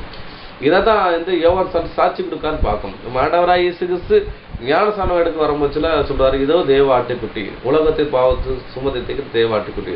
அவர் அன்னைக்கு என்ன பண்றாரு பார்த்தீங்கன்னா, இயேசு கிறிஸ்து ரான்சம் ஈடுபட மூலமாக உலக ஜனத்தின் பாவங்கள், இந்து முஸ்லீம் எல்லாரும் நாத்திகர் எல்லாருடைய பாவத்துக்காகவும் தேவன் மறிச்சு அவருக்காக ரத்தம் செஞ்சு அவரோட விலைக்கரையமா வாங்கிட்டான்னு பார்ப்போம். அதனால அந்த விலைக்கரையத்தை எப்போ கொடுத்து மீட்டுக் கொள்றான்னு பார்த்தீங்கன்னா அந்த ராஜ்யத்தை துவக்கத்துல மீட்டுக்கொண்டு அவங்களுக்கு சத்தியத்தை போதிக்கிறாருங்கிறான விஷயம் சொல்லப்படுதும் பார்க்கும். அடுத்தபடியே அன்புக்குரிய சகோதரர்களே, இயேசு கிறிஸ்து ரேன்சம் மீட்புகளில் எல்லாருக்கும் மீட்புங்கிறான விஷயத்த அங்கே சொல்லப்படுதும் பார்க்கும். எங்க சொல்லப்படுதுன்னா ஏசாயா தீர்க்கதரிசன புத்தகத்தில் சொல்லப்படுதும் பார்க்கும். ஏசாயா 53ஆம் அதிகாரம் 6, 10, 12 வாசிக்கலாம். ஏசாயா அதிகாரம் 53 வசனங்கள் 6, 10 மற்றும் 12. நாம் எல்லாரும் ஆடுகளைப் போல வழி தப்பி திரிந்து அவனவன் தன் தன் வழியிலே போனோம். கர்த்தரோ நம் எல்லாருடைய அக்கிரமத்தையும் அவர் மேல் விழப்பண்ணினார். 10. கர்த்தரோ அவரை நொறுக்க சித்தமாகி அவரை பாடுகளுக்குட்படுத்தினார். அவருடைய ஆத்துமா தன்னை குற்ற நிவாரண பலியாக ஒப்பு கொடுக்கும் போது அவர் தமது சந்ததியை கண்டு நீடித்த நாளாயிருப்பார். கர்த்தருக்கு சித்தமானது அவர் கையினால் வாய்க்கும். 12. அவர் தம்முடைய ஆத்துமாவை மரணத்தில் ஊற்றி அக்கிரமக்காரரில் ஒருவராக எண்ணப்பட்டு அநேகருடைய பாவத்தை தாமே சுமந்து அக்கிரமக்காரருக்காக வேண்டிக் கொண்டது நிமித்தம் அநேகரை அவருக்கு பங்காக கொடுப்பேன். பலவான்களை அவர் தமக்கு கொள்ளையாக பங்கிட்டுக் கொள்ளுவார்.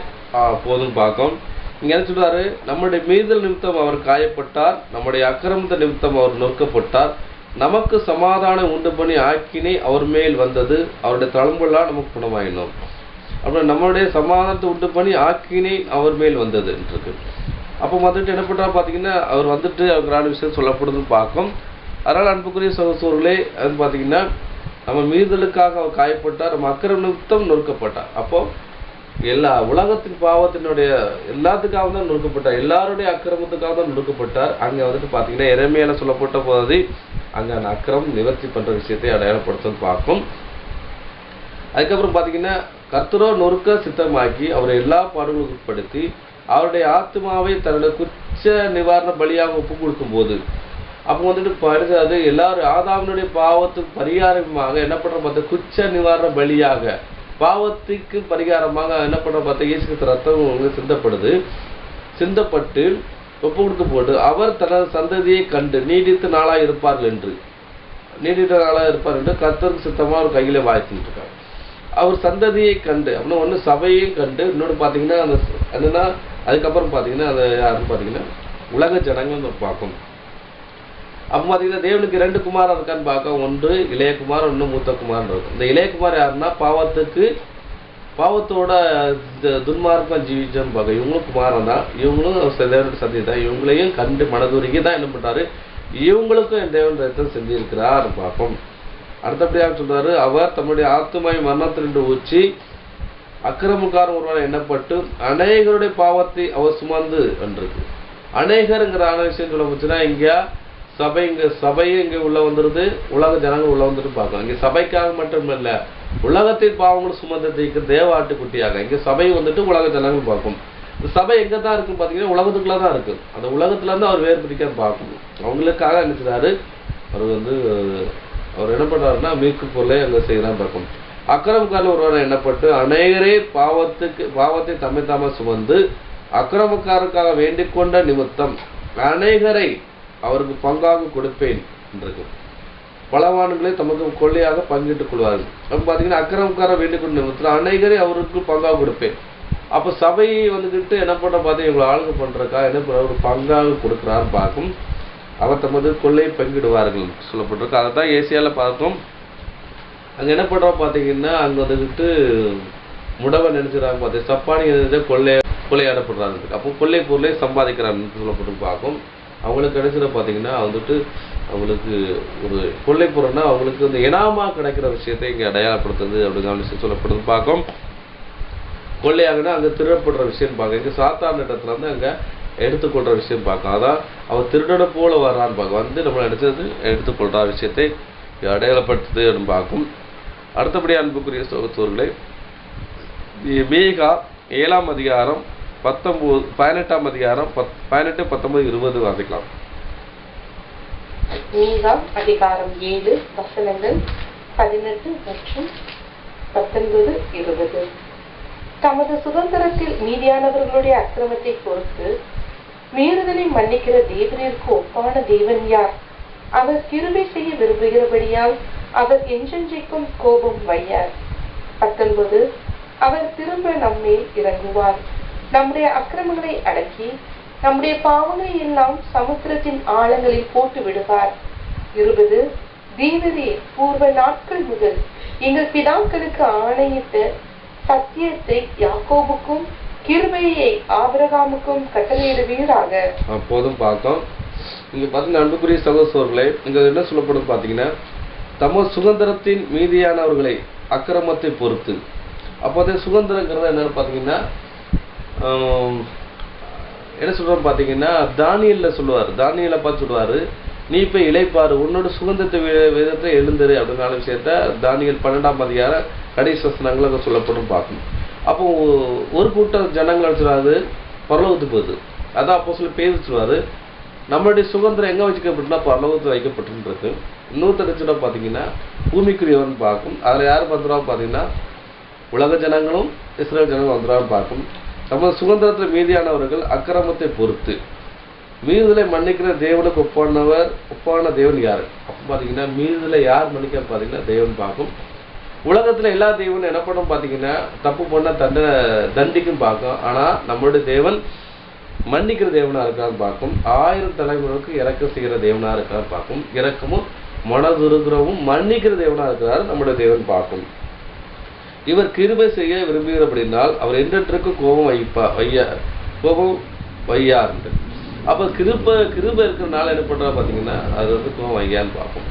சிலர் கூட என்ன சொல்லுவாங்கன்னா, சில மனிதர்கள் சொல்லுவாங்க, இவன் கோவப்பட்டாலும் மனசுல ஒண்ணுமே வைக்க மாட்டான் அப்படின்பாங்க. அதாவது ஒருத்தர் கோவப்பட்டு அவர் வஞ்சனமா வச்சுறவங்க தான் எல்லாரும் சொல்லுவாங்க ஒரு டிசிஷன் மெயின்டைன் பண்ணுவான்னு பார்ப்போம். நம்மளுடைய தேவன் வந்துகிட்டு நினைச்சுவாரு, கோவப்படுவாரு, நான் தண்டிப்பாரு. நினைச்சுவாருன்னா நம்ம மேல என்ன பண்ணணும், ஒரு வைராக்கியம் வைக்க மாட்டான்னு பார்க்கும். நம்ம மேல கிருபையா மன்னிப்பான்னு பார்க்கும். அது நம்ம மேலேயும் சரி, உலக ஜனங்க மேலேயும் சரி.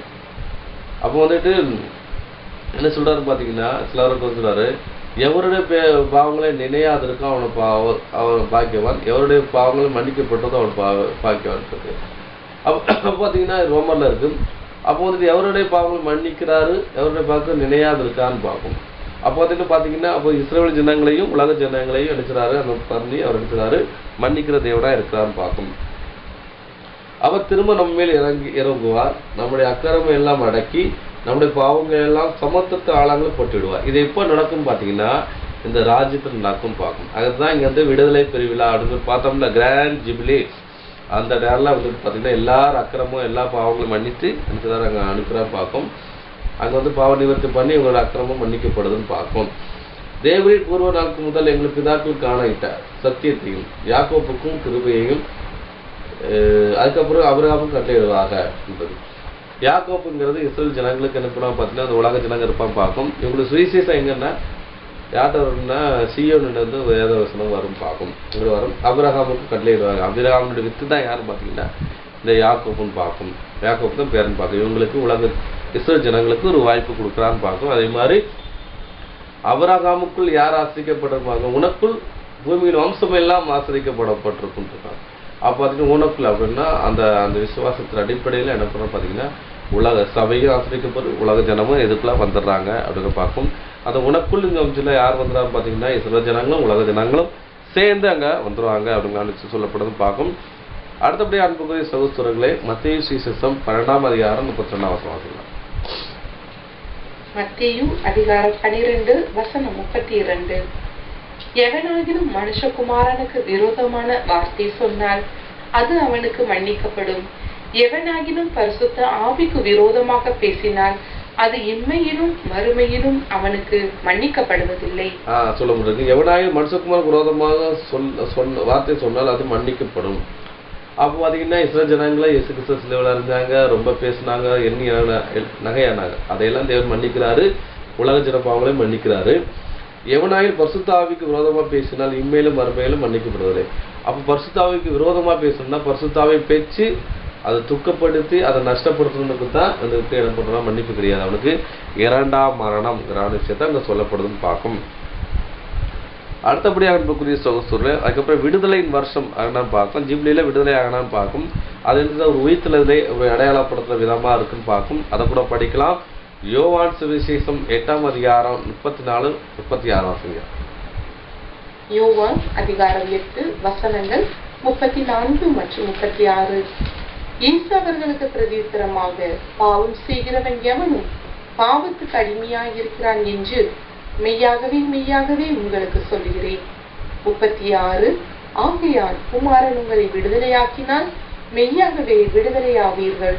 அப்போதும் பார்க்கும். அவர் என்ன சொல்ல பார்த்தீங்கன்னா, இங்க வந்துட்டு விடுதலை வருஷம் இருக்கு. ஜூபிலி வருஷத்துல விடுதலை பண்றாரு. அது என்ன 6000 வருஷம் முடிவில் விடுதலை பண்றாரு பார்க்கும். அது எதுக்கு நிலைநிறுத்தமா இருக்கும் பார்த்தீங்கன்னா, இயேசு அவர்களை பிரதிநிதித்துவமாக பாவம் செய்கிறவன் எவனும் பாவத்துக்கு அடிமையா இருக்கிறான் என்று மெய்யாவும் உங்களுக்கு சொல்றேன்.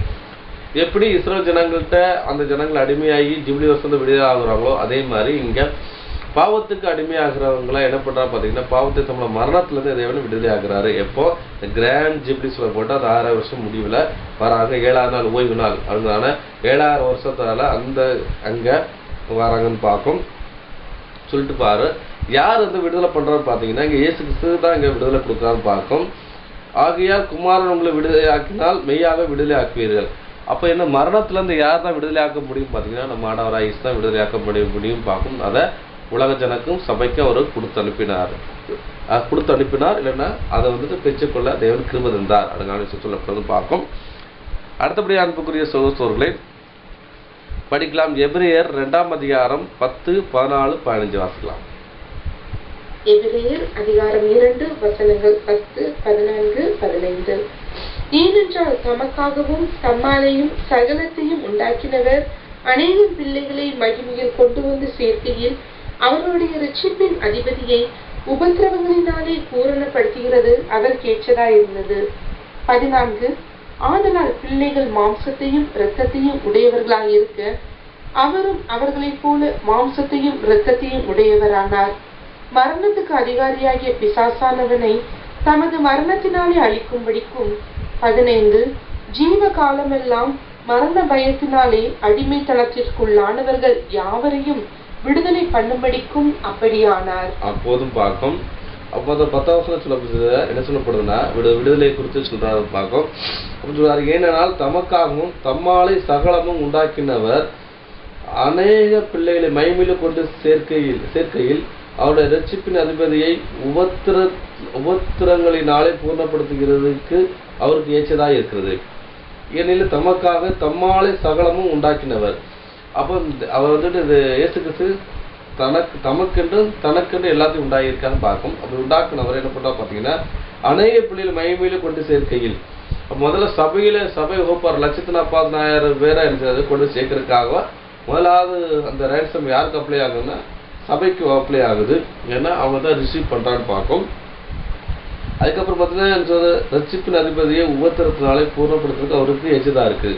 ஏன்னா அவர் வந்துட்டு உபத்திரத்திலையும் தன்னை வந்துட்டு பாவ நிவர்த்தியாக குற்ற நிவர்த்தி பலியாக ஏன் ஒப்பு கொடுத்தாருன்னா, அவருடைய சந்ததியை கண்டு என்ன பண்ற பார்த்தீங்கன்னா, அவர் வந்துட்டு கண்டு என்ன பண்ற பார்த்தீங்கன்னா மனதுரிக்கு தான் அவர் சொல்றாரு, இந்த விஷயத்துக்கு ஏன்னா தன்னை பாடுகளுக்கு உட்படுத்துறதுக்கு அவர் வேண்டிக் கொண்டார் பார்க்கும்.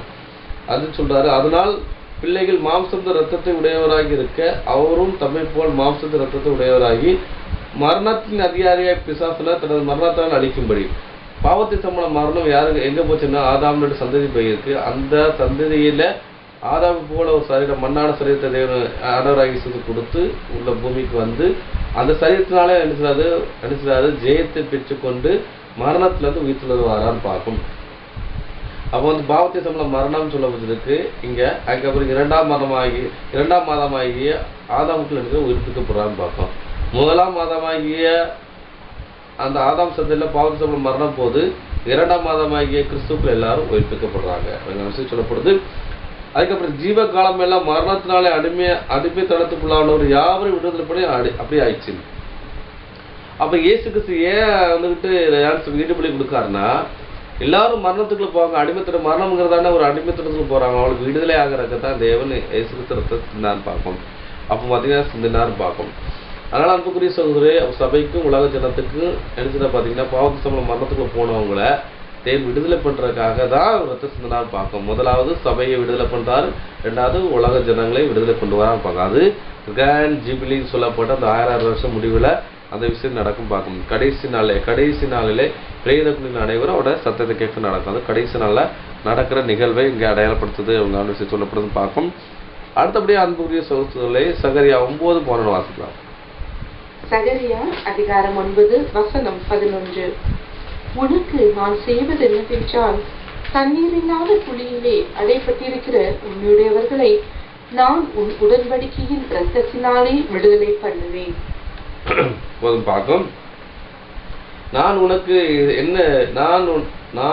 செய்வது என்னவென்றால், தண்ணீர் இல்லாத குழியிலே அடப்பட்டிருக்கிற உன்னுடையவர்களை நான் உன் உடன்படிக்கையின் இரத்தத்தினாலே விடுதலை பண்ணுவேன்.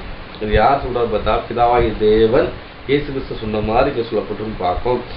இப்போ பார்த்தீங்கன்னா என்ன சொல்றாரு பார்த்தீங்கன்னா, இங்கே என்ன சொல்றாருன்னா, உனக்கு நான் செய்வது என்னவென்றால், அப்போன்னா என்னன்னா, பிதாவாகிய தேவன் இயேசு கிறிஸ்துவை பார்த்து சொல்ற விஷயம் சொல்றேன்னா, உனக்கு நான் செய்வது என்னவென்றால், தண்ணீர் இல்லாத குழியிலே அடப்பட்டிருக்கிற உன்னுடையவர்களை. அப்போ உன்னுடையவர்கள்னா அதாவது என்ன, ஒன்று சபை வந்துட்டு மறுபுறமாகுது. நான் அதுக்கப்புறம் பார்த்தீங்கன்னா என்னுடையவர்களே என்னது கூட்டி சேர்க்கும் நாளிலே, என்னுடையவர்களே யார் சபை வகுப்பாரு. உன்னுடையவர்கள்ங்கிறது உலக ஜனத்தை பார்க்கணும். உன்னுடையவர்களை யாருன்னா சபையும் உலக ஜனமும் சேர்ந்து வருவாங்கன்னு பார்க்கும். அது சொல்றாரு, உன்னுடையவர்களை நான் உன் உடன்படிக்கை இரத்தத்தினாலே, ஏசு கிறிஸ்துவின் உடன்படிக்கை இரத்தத்தினாலே விடுதலை பண்ணுவேன். எப்போ நடக்குது, அந்த 1000 வருட அரசாட்சி முன்பாக நடக்கிற விஷயத்தை அடையாளப்படுத்துது. அதுதான் சொல்றாரு, நம்பிக்கையுடைய சிறைகளே அரணுக்கு திரும்புங்கள், ரெட்டிப்பான நன்மையை தர இன்றைக்கு தருவேன். அப்போ இந்த சிறையில் அடைக்கப்பட்டவர்களை தேவன் அங்கே ஒரு விடுதலையாக்கி கொண்டு வர விஷயத்தை இங்கே அடையாளப்படுத்துவது பார்க்கும். அடுத்தபடி அன்புக்குரிய சகோதரர்களே, ஏசியா புத்தகத்தை சொல்லப்பட்டு பார்க்கும். அதை கூட படிக்கலாம். அது சிறைப்பட்டவர்களை சிறையாக்கி எங்களான விஷயம் சொல்லப்பட்டு பார்க்கும். பாவம் பண்ணி அதை என்ன பண்ணுறோன்னா, சாத்தன் வந்துட்டு எடுத்துறாங்கன்னா உலக ஜனங்களையும் மனுக்குலத்தையும் சிறையாக்கி வச்சிருக்காரு. அவரை தேவன் விடுதலை பண்ண போறாருங்கன்னு சொல்லப்படுது. அது வந்துட்டு சாத்தான் தான் அங்கே சிறையாக்கி வச்சிருக்காங்கிற விஷயத்தை ஏசியா தீர்க்கதரிசிகள் சொல்றான்னு பார்க்கும். அதை கூட படிக்கலாம். ஏசியா 14 அதிகாரம் 14 இருந்து 18 வரை வாசிக்கலாம். ஏசாயா அதிகாரம் 14 வசனங்கள் 15 முதல் 18 முடிய. ஆனாலும் நீ அகாதமான பாதாளத்திலே தள்ளுண்டு போனாய். உன்னை காண்கிறவர்கள் உன்னை உற்று பார்த்து உன்னை குறித்து சிந்தித்து, இவன் தானா பூமியை தத்தளிக்கவும் ராஜ்யங்களை அதிரவும் செய்து உலகத்தை வனாந்திரமாக்கி அதில் நகரங்களை அழித்து சிறைப்பட்டவர்களை தங்கள் வீடுகளுக்கு போக விடாமல் இருந்தவன் என்பார்கள். ஜாதிகளுடைய சகல ராஜாக்களும் அவரவர் தங்கள் அறையிலே மகிமையோடு கிடத்தப்பட்டிருக்கிறார்கள். அப்போது பார்க்கும். அதான் சொல்றது, சாத்தனை குறித்து சொல்லப்பட்ட வசனங்களை தான் இந்த ஏசியா 14 அதிகாரம் ஃபுல்லாக நீங்கள் படிச்சீங்கன்னா புரியும் பார்க்கும். அப்போ சாத்தனை குறித்து சொல்றாரு, ஆனால் நீ அகாத பாதாளத்தை தள்ளுண்டு போனாயின்றது. போனாயின்னா போவாய்ங்கிற விஷயத்தை தான் இங்கே வந்துட்டு சொல்லப்படும் பார்க்கும். இந்த காரியம் கண்டிப்பாக நடக்குங்கிறத போனாய் விஷயம் சொல்லப்படும் பார்க்கும். அதுக்கப்புறம் பார்த்தீங்கன்னா இங்கே சொல்லப்படுறது, உன்னை காண்கிறவர்கள் உன்னை உச்சி பார்த்து உன்னை குறித்து சிந்தித்து, இவன் தானா பூமியை தத்தளிக்கவும் ராஜ்யங்கள் அதிர பண்ணாரு. சாத்தானை குறித்து சொல்றாரு. சாத்தானை எங்கே கட்டிப்படுறோம்னா 1000 வருட அரசாட்சி தொடக்கத்தில் எங்க சாத்தானை அடிச்ச வானமண்டலத்தை வந்து சங்கிலே தேவதனை கொண்டு வந்து அவனோட பாதாளத்திலே கட்டி வைக்கிற விஷயத்தை அடையாளப்படுத்துது. பார்ப்பாங்களாம், ஜாதிகளுடைய சகல ராஜாக்களில் அவரவர் தங்கள் அருகிலே மகிமோடு கிடந்திருக்காங்க. இங்கே ராஜாக்கள் கொண்டு யார் தான் கெடுத்து வச்சிருக்கான்னு பார்த்தீங்கன்னா இங்கே வந்துட்டு சாத்தானை கட்டி வச்சிருக்கான்னு பார்க்கும். அதான் இங்கே சொல்லப்படுதுன்னு பார்க்கும் போட்டு பார்ப்போம். அதான் அந்த சாத்தானை குறித்து இங்கே சொல்லப்படுற விஷயம் பார்க்கும். அப்போ வந்துட்டு என்ன பண்ணுறாங்கன்னா, உலகத்தை வனாந்தரமாக்கி அந்த நகரங்களை அழித்து சிறைப்பட்டவர்கள் தங்கள் வீடுகளுக்கு போக விடாமல் இருப்பான்னு என்றார். உலகத்தை வனாந்தரமாக்கி பார்த்தீங்கன்னா தேவன் என்ன சொல்றாருன்னு பார்த்தீங்கன்னா வந்துட்டு ஆதாம்கிட்ட சொல்றாரு, என்னன்னா நீ தவறு செஞ்சனால இந்த பூமி உன்னிமித்த சபிக்கப்பட்டிருக்கு. அப்போ பார்த்தீங்கன்னா பாவம் யார் மூலமாக வந்துச்சுன்னா சாத்தன் மூலமாக ஆதாமுக்கு வந்துட்டுன்னு பார்க்கும். உலகத்தை விடாந்தரமாக்கி, அப்போ பாவத்தின் சம்பளம் பாவம் வந்ததுனால அங்கே இருக்கிறது உன்னிமித்தம் சபிக்கப்பட்டிருக்கு. ஆதாம் மூலமாக பாவத்தின் நிமித்தம் உலகம் வனாந்தரமாகிறது. அதன் நகரத்தை அழித்து சிறைப்பட்டவர்கள் தங்கள் வீடுகளுக்கு போகாமல் விடாமல் இருக்கிறேன். சிறைப்பட்டவர்கள் என்ன சொல்ல பார்த்தீங்கன்னா பூமியை தூரில நித்திரை பண்ணுறாங்கன்னு பார்க்கும்.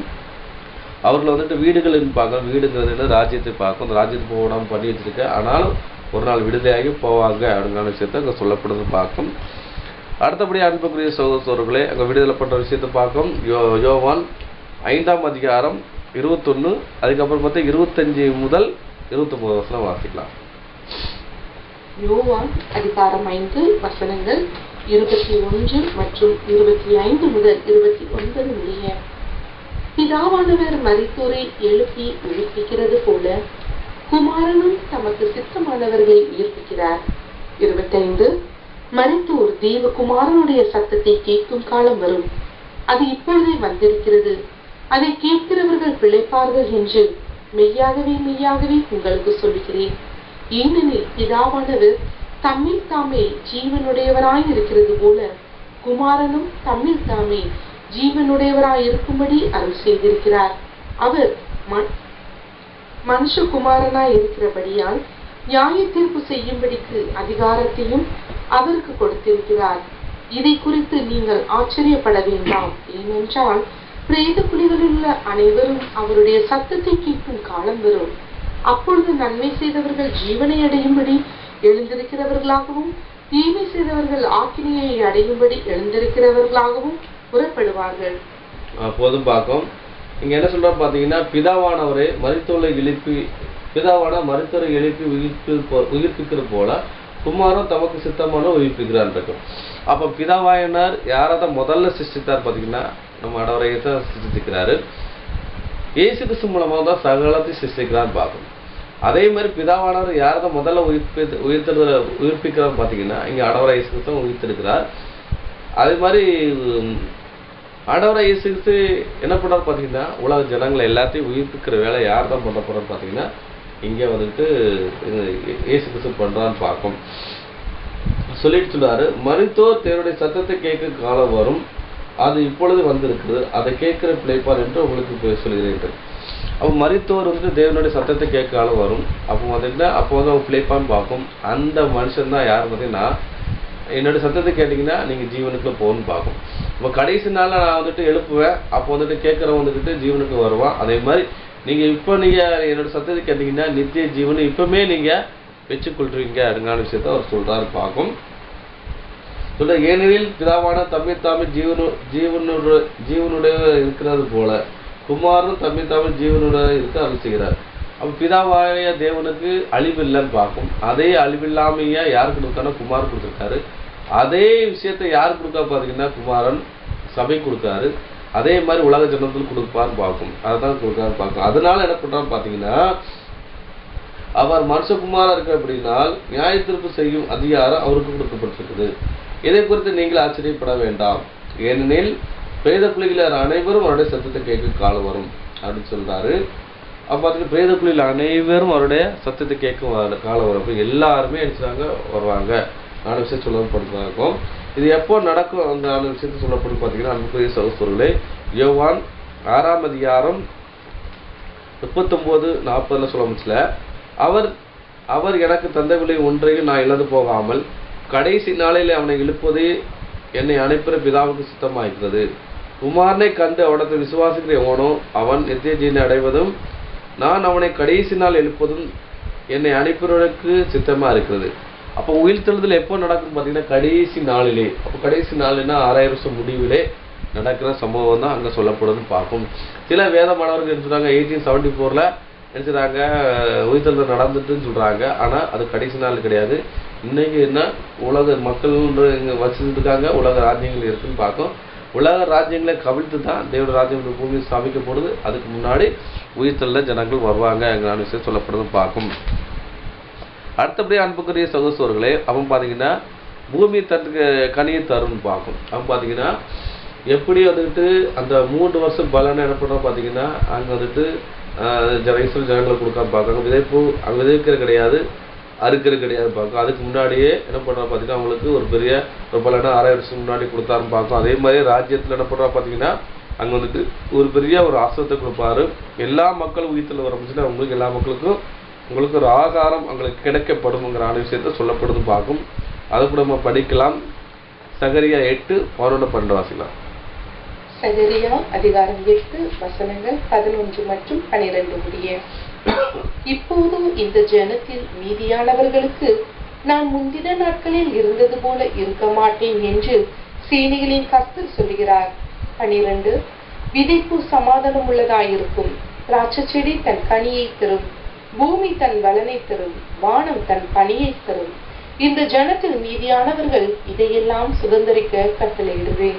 அப்போதும் பார்க்கும் அப்ப பாத்தீங்கன்னா சொல்றாரு, அதுக்கு முன்னாடி சொல்றாரு, இந்த நாட்களிலே முன்னே மனுஷனுடைய இந்த நாளுக்கு முன்னே மனுஷனுடைய வேலையால் பலனும் இல்லை. அப்ப இன்னைக்கு எல்லா மனுஷன் வந்துட்டு வேலை செஞ்சாலும் அதை நினைக்கிறது, அது டாக்ஸ் போட்டு எடுக்கிறாங்க, அவனா நெருக்கிறான்னு பார்க்கும். மிருக ஜீவனாலும் வேலைனா பலன் இல்லை. அப்போ நினைக்கிறதுட்டு விவசாயிகள் எதை வச்சு செஞ்சாங்கன்னு பார்த்தீங்கன்னா மிருகத்தை வச்சு தான் விவசாயம் பண்ணாங்க, அதனால பலன் இல்லை. போகிறவனுக்கும் வருகிறவனுக்கும் நெருக்கும் நிமித்தம் சமாதானம் இல்லை, எல்லா மனுஷனும் ஒருவரோடு விரோதிக்க செய்தேன். இப்போ நம்மளுக்கு இந்தியா தேசம் அண்டை நாட்டில் பாகிஸ்தானுக்கு பிரச்சனை, மாலத்தீவில் பிரச்சனை, இஸ்ரேலுக்கு சுற்றி வட்டாரத்தில் பிரச்சனை, அமெரிக்காவுக்கு மலை நாடுகளில் பிரச்சனை, ரஷ்யாவுக்கு மற்ற நாட்டில் பிரச்சனை, இப்படி ஒவ்வொரு நாடுக்கும் விரோதிக்கு இருக்கு. ஆனால் தேவன் அங்கே ஆட்சி செய்யும் பட்சம் எந்த பிரச்சனையும் கிடையாதுன்னு பார்க்கணும். அதான் சொல்றாரு, இப்பொழுது இந்த ஜனத்தை மீதியா இருக்கிறவர்கள் நான் முந்தின நாட்களே இருந்தது போல இருக்க மாட்டேன் இந்த செய்தியை கற்று சொல்றாரு. இப்பொழுது இந்த ஜனத்தை மீதியா இருக்குன்னா உயிர்த்தெழுந்த வர அந்த ஜனங்களுக்கு என்ன சொல்றாரு, அவங்க அது இருந்தது போல இருக்க மாட்டேன் என்று கர்த்தர் சொல்கிறார். விதைப்பு சமாதானமா இருக்கும், திராட்சை செடி தனக்கு கனியை தரும், பூமி தனது பலனை தரும், வானம் தனது பணியை தரும். இந்த ஜனத்தை மீதியா இருக்கிறவர்கள் எல்லாம் சுகத்துக் கொள்வார்கள். அப்போ வந்து ராஜ்யத்தில் என்ன பண்ண பார்த்தீங்கன்னா அங்கே சமாதானத்தோட சாப்பிடுவாங்க, அவங்க கையில் பிரசை சாப்பிடுவாங்கன்னு பார்ப்போம். பூமி நான் பலனை தருங்கிறான விஷயத்த அங்கே சொல்லப்படும் பார்க்கலாம். தௌசண்ட் கிண்டம்ல அங்கே வச்சும் பண்ணப்படும் பார்க்கும். அதுக்கப்புறம் நித்திய ராஜ்யத்தில் கூட எடுத்துருவாங்கன்னா அங்கேயும் தௌசண்ட் கிண்டம்லேயும் சிலர் வந்துட்டு அங்கேயும் எடுத்துருவாங்க, பாவம் செஞ்சு அங்கே வந்துட்டு அங்கேயும் சிலர் வந்து அங்கே டிஸ்சார்ஜ் பண்ண போகிறாங்க. அப்படின்னா 1000 வருட அரசாட்சிக்கு அப்புறம் 1000 வருடம் முடிஞ்சதுக்கப்புறம் சாத்தான் வந்து ஜனங்களை மோசப்போக்கு வருது, அது கூட போகிறவங்களாம் வந்துட்டு அங்கே அழிக்கப்படுறாங்க பார்க்க, 2ஆம் இடத்துல அழிக்கப்படுறாங்கன்னு பார்க்கும். அப்போ அதுக்கப்புறம் நித்திய ராஜ்யம் வரும். அப்போது இவங்க வந்துட்டு இந்த ஜனங்கள் வந்து இந்த சொல்லப்பட்ட இந்த வசனத்துப்படி ஜனங்களை வந்துட்டு ஆசீர்வாதமாக இருப்பாங்க விஷயம் சொல்லப்படுறது பார்க்கும். அதுக்கப்புறம் படிக்கலாம் எசேக்கியேல் 34ஆம் அதிகாரம் 24 முதல் 28 வசனம் வரை வாசிக்கலாம். எசேக்கியேல் அதிகாரம் 34 வசனங்கள் 24 முதல் 28 முடிய. கர்த்தராகிய நான் அவர்களுக்கு தேவனாக இருப்பேன், என் தாசனாகிய தாவீது அவர்கள் நடுவில் அதிபதியாய் இருப்பார். கர்த்தராகிய நான் இதை சொன்னேன். நான் அவர்களோடு சமாதான உடன்படிக்கை செய்து துஷ்ட மிருகங்களை தேசத்தில் இராதபடி ஒழிய பண்ணுவேன். அவர்கள் சுகமாய் வனாந்திரத்தில் தாவரித்து காடுகளில் நித்திரை பண்ணுவார்கள். 26 நான் அவர்களையும் என் மேட்டின் சுற்றுப்புறங்களையும் ஆசீர்வாதமாக்கி ஏற்ற காலத்திலே மழையை பெய்ய பண்ணுவேன். ஆசீர்வாதமான மழை பெய்யும். வெளியின் விருட்சங்கள் தங்கள் கனியை தரும், பூமி தன் பலனை கொடுக்கும். அவர்கள் தங்கள் தேசத்தில் சுகமாய் இருப்பார்கள். நான் அவர்கள் நுகத்தில் கயிறுகளை அறுத்து அவர்களை அடிமை கொண்டவர்களின் கைக்கு அவர்களை நீங்களாக்கி விடுவிக்கும் போது நான் கர்த்தர் என்று அறிந்து கொள்வார்கள். இனி அவர்கள் புறஜாதிகளுக்கு கொள்ளையாவதில்லை, பூமியின் மிருகங்கள் அவர்களை பட்சிப்பதும் இல்லை. தத்தளிக்க பண்ணுவார் இல்லாமல் சுகமாய் தங்குவார்கள். போதும் பார்க்கும். இங்க என்ன சொல்லப்படுது பாத்தீங்கன்னா, அப்ப என்ன பண்றோம் பாத்தீங்கன்னா, அங்க வந்துட்டு பழைய ஏற்பாடு பரிசுத்த வரணும்னு நினைச்சிருக்காங்க, அங்க அதிபதியா இருப்பாங்கன்னு பார்க்கும். அவங்க வந்துட்டு குமாரன்னு நினைச்சுவாங்க, அவங்கள அதிபதியா வச்சுப்பான்னு பார்க்கும். கர்த்தராகிய நான் அவர்களுக்கு தேவனாய் இருப்பேன், என் தாசனாய் தாவீது அவங்க நடுவில் அதிபதியாக இருப்பான் கர்த்தராகிய ஆண்டவர் சொல்கிறார்கள். பழைய ஏற்பாடு பரிசுத்தவான்களை என்ன பண்றோம் பாத்தீங்கன்னா, ஒரு நல்ல போஸ்டிங்ல இருப்பான்னு பார்க்கும். பூமிக்குரிய ஆசீர்வாதத்தில் அங்கே ஒரு அதிபதியாக இருந்து என்ன ஜனங்களை வழிநடத்துவான்னு பார்ப்போம். இவங்களை யார் கைட்னஸ் பண்ணுறாங்கன்னா சபை கைட்னஸ் பண்ணுவாங்கன்னு பார்க்கும். நான் அவர்களுக்கு கூட சமாதான உடன்படிக்கை செய்து துஷ்ட மிருகத்தை தேசத்தில் இராதபடி ஒளியை பண்ணுவேன். அவர்கள் சுகமாய் வனாந்தரத்திலே தாபரித்து காடுகளில் நித்திரை பண்ணுவார்கள். துஷ்ட மிருகம்னா சாத்தானை அடையாளப்படுத்துன்னு பார்க்கும். இன்னைக்கு இருட்டில் போய் மனுஷன் படுத்துச்சுன்னா படுப்பானா நினைச்சுவாங்க, பயப்படான்னு பார்க்கும். பேய்க்கும் பயப்படான், மிருகத்துக்கும் பயப்படான்னு பார்க்கும். இந்த 2 விஷயமே அங்கே இருக்கான்னு பார்க்கும். நான் அவர்களை என் மேட்டில் சுற்றுப்புறத்தையும் ஆசீர்வாதமாக்கி ஏற்ற காலத்தில் மழை பெய்யப்படுவேன். ஆசீர்வாதம் மழையாகும். வெளியிலே விருட்சங்களையும் தங்கள் கனியை தரும். பூமி தன் பலனை கொடுக்கும். அவர்கள் தங்கள் தேசத்தில் சுகமாக இருப்பார்கள். நான் அவர்களின் நுகத்தின் கயிறை அறுத்து அவர்கள் அடிமை கொண்டவர்களை கைக்கு அவர்கள் நீக்கலாக்கி விடுவிக்கும் போது நான் கர்த்தர் என்று அறிந்து கொள்வார்கள். அடிமைனா உலக ராஜ்யத்தை அடிமைப்பட்ட விஷயத்துல நீக்கலாக்கிறான்னு பார்க்கும். அதுக்கப்புறம் பார்த்தீங்கன்னா காடுகளில் உள்ள மரஞ்செடியும் ஆசீர்வாதமாக இருக்கும். தேசத்தில் உள்ள மரஞ்செடியும் நல்ல விஷயத்துக்கு கனியை கொடுக்குங்கிற விஷயத்தை சொல்கிறான்னு பார்க்கும். இனி அவர்கள் புறஜாதியை கொள்ளையாடுவதில்லை. பூமியின் மிருகங்கள் அவர்கள் பட்சிப்பதில்லை. தத்தளிப்பு பண்ணுவார் இல்லாமல் சுகமாய் தங்குவார்கள். புறஜாதிகள்னா மற்ற ஜனங்களை யாரும் நம்மளை அடிமைத்தனம் பண்ணலான்னு பார்ப்போம். அதுக்கப்புறம் பார்த்தீங்கன்னா மிருகங்களை அடித்து நம்மளை பட்சிப்பது இல்லை அங்கனான விஷயத்தை அங்கே சொல்லப்படுதுன்னு பார்க்கும். அடுத்தபடியாக அன்புக்குரிய சகோதரர்களை படிக்கலாம். அதுக்கப்புறம் வந்துட்டு எசேக்கியேல் 36ஆம் அதிகாரம் 33 38 வரை வாசிக்கலாம். எசேக்கியேல் அதிகாரம் 36 வசனங்கள் 33 முதல் 38 முடிய. கர்த்தராகிய ஆண்டவர் சொல்லுகிறது என்னவென்றால், நான் உங்கள் அக்கிரமங்களை எல்லாம் நீக்கி உங்களை சுத்தமாக்கும் காலத்திலே பட்டணங்களில் குடியேற்றுவிப்பேன். அவந்தாரமான ஸ்தலங்களும் கட்டப்படும். பாழாக்கப்பட்ட தேசம் நடந்து போகிற யாவருடைய பார்வைக்கும் பாழாய் கிடந்ததற்கு பதிலாக பயிரிடப்படும்.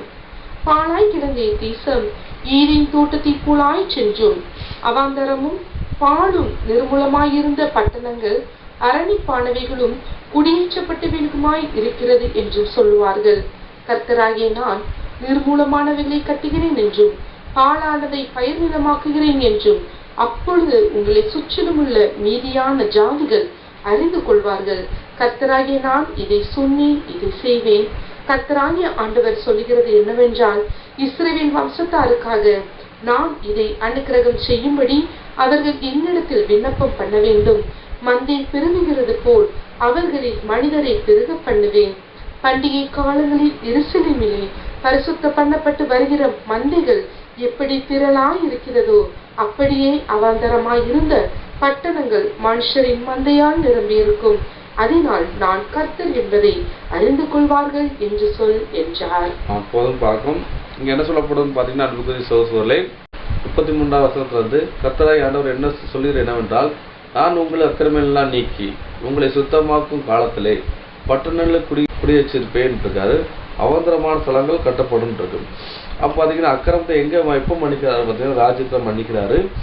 அப்போ பார்த்தீங்கன்னா அப்போதான் எடுத்து நம்மளை சுத்தம் பண்ணுறான்னு பார்க்கும். சுத்தம் பண்ணுன்னா பரிசுத்தவான ஆகிறான்னு பார்க்கும். அக்காலத்தில் இருக்கிற பட்டணங்களை குடியேற்றிருப்பேன் இருக்கு. அப்போ எடுத்து உயிர்த்தெழுந்து ஜனங்களை குடியேற்றி பார்க்கிறாரு. அவந்தரான ஸ்தலங்கள் கட்டப்பட்டிருக்கு.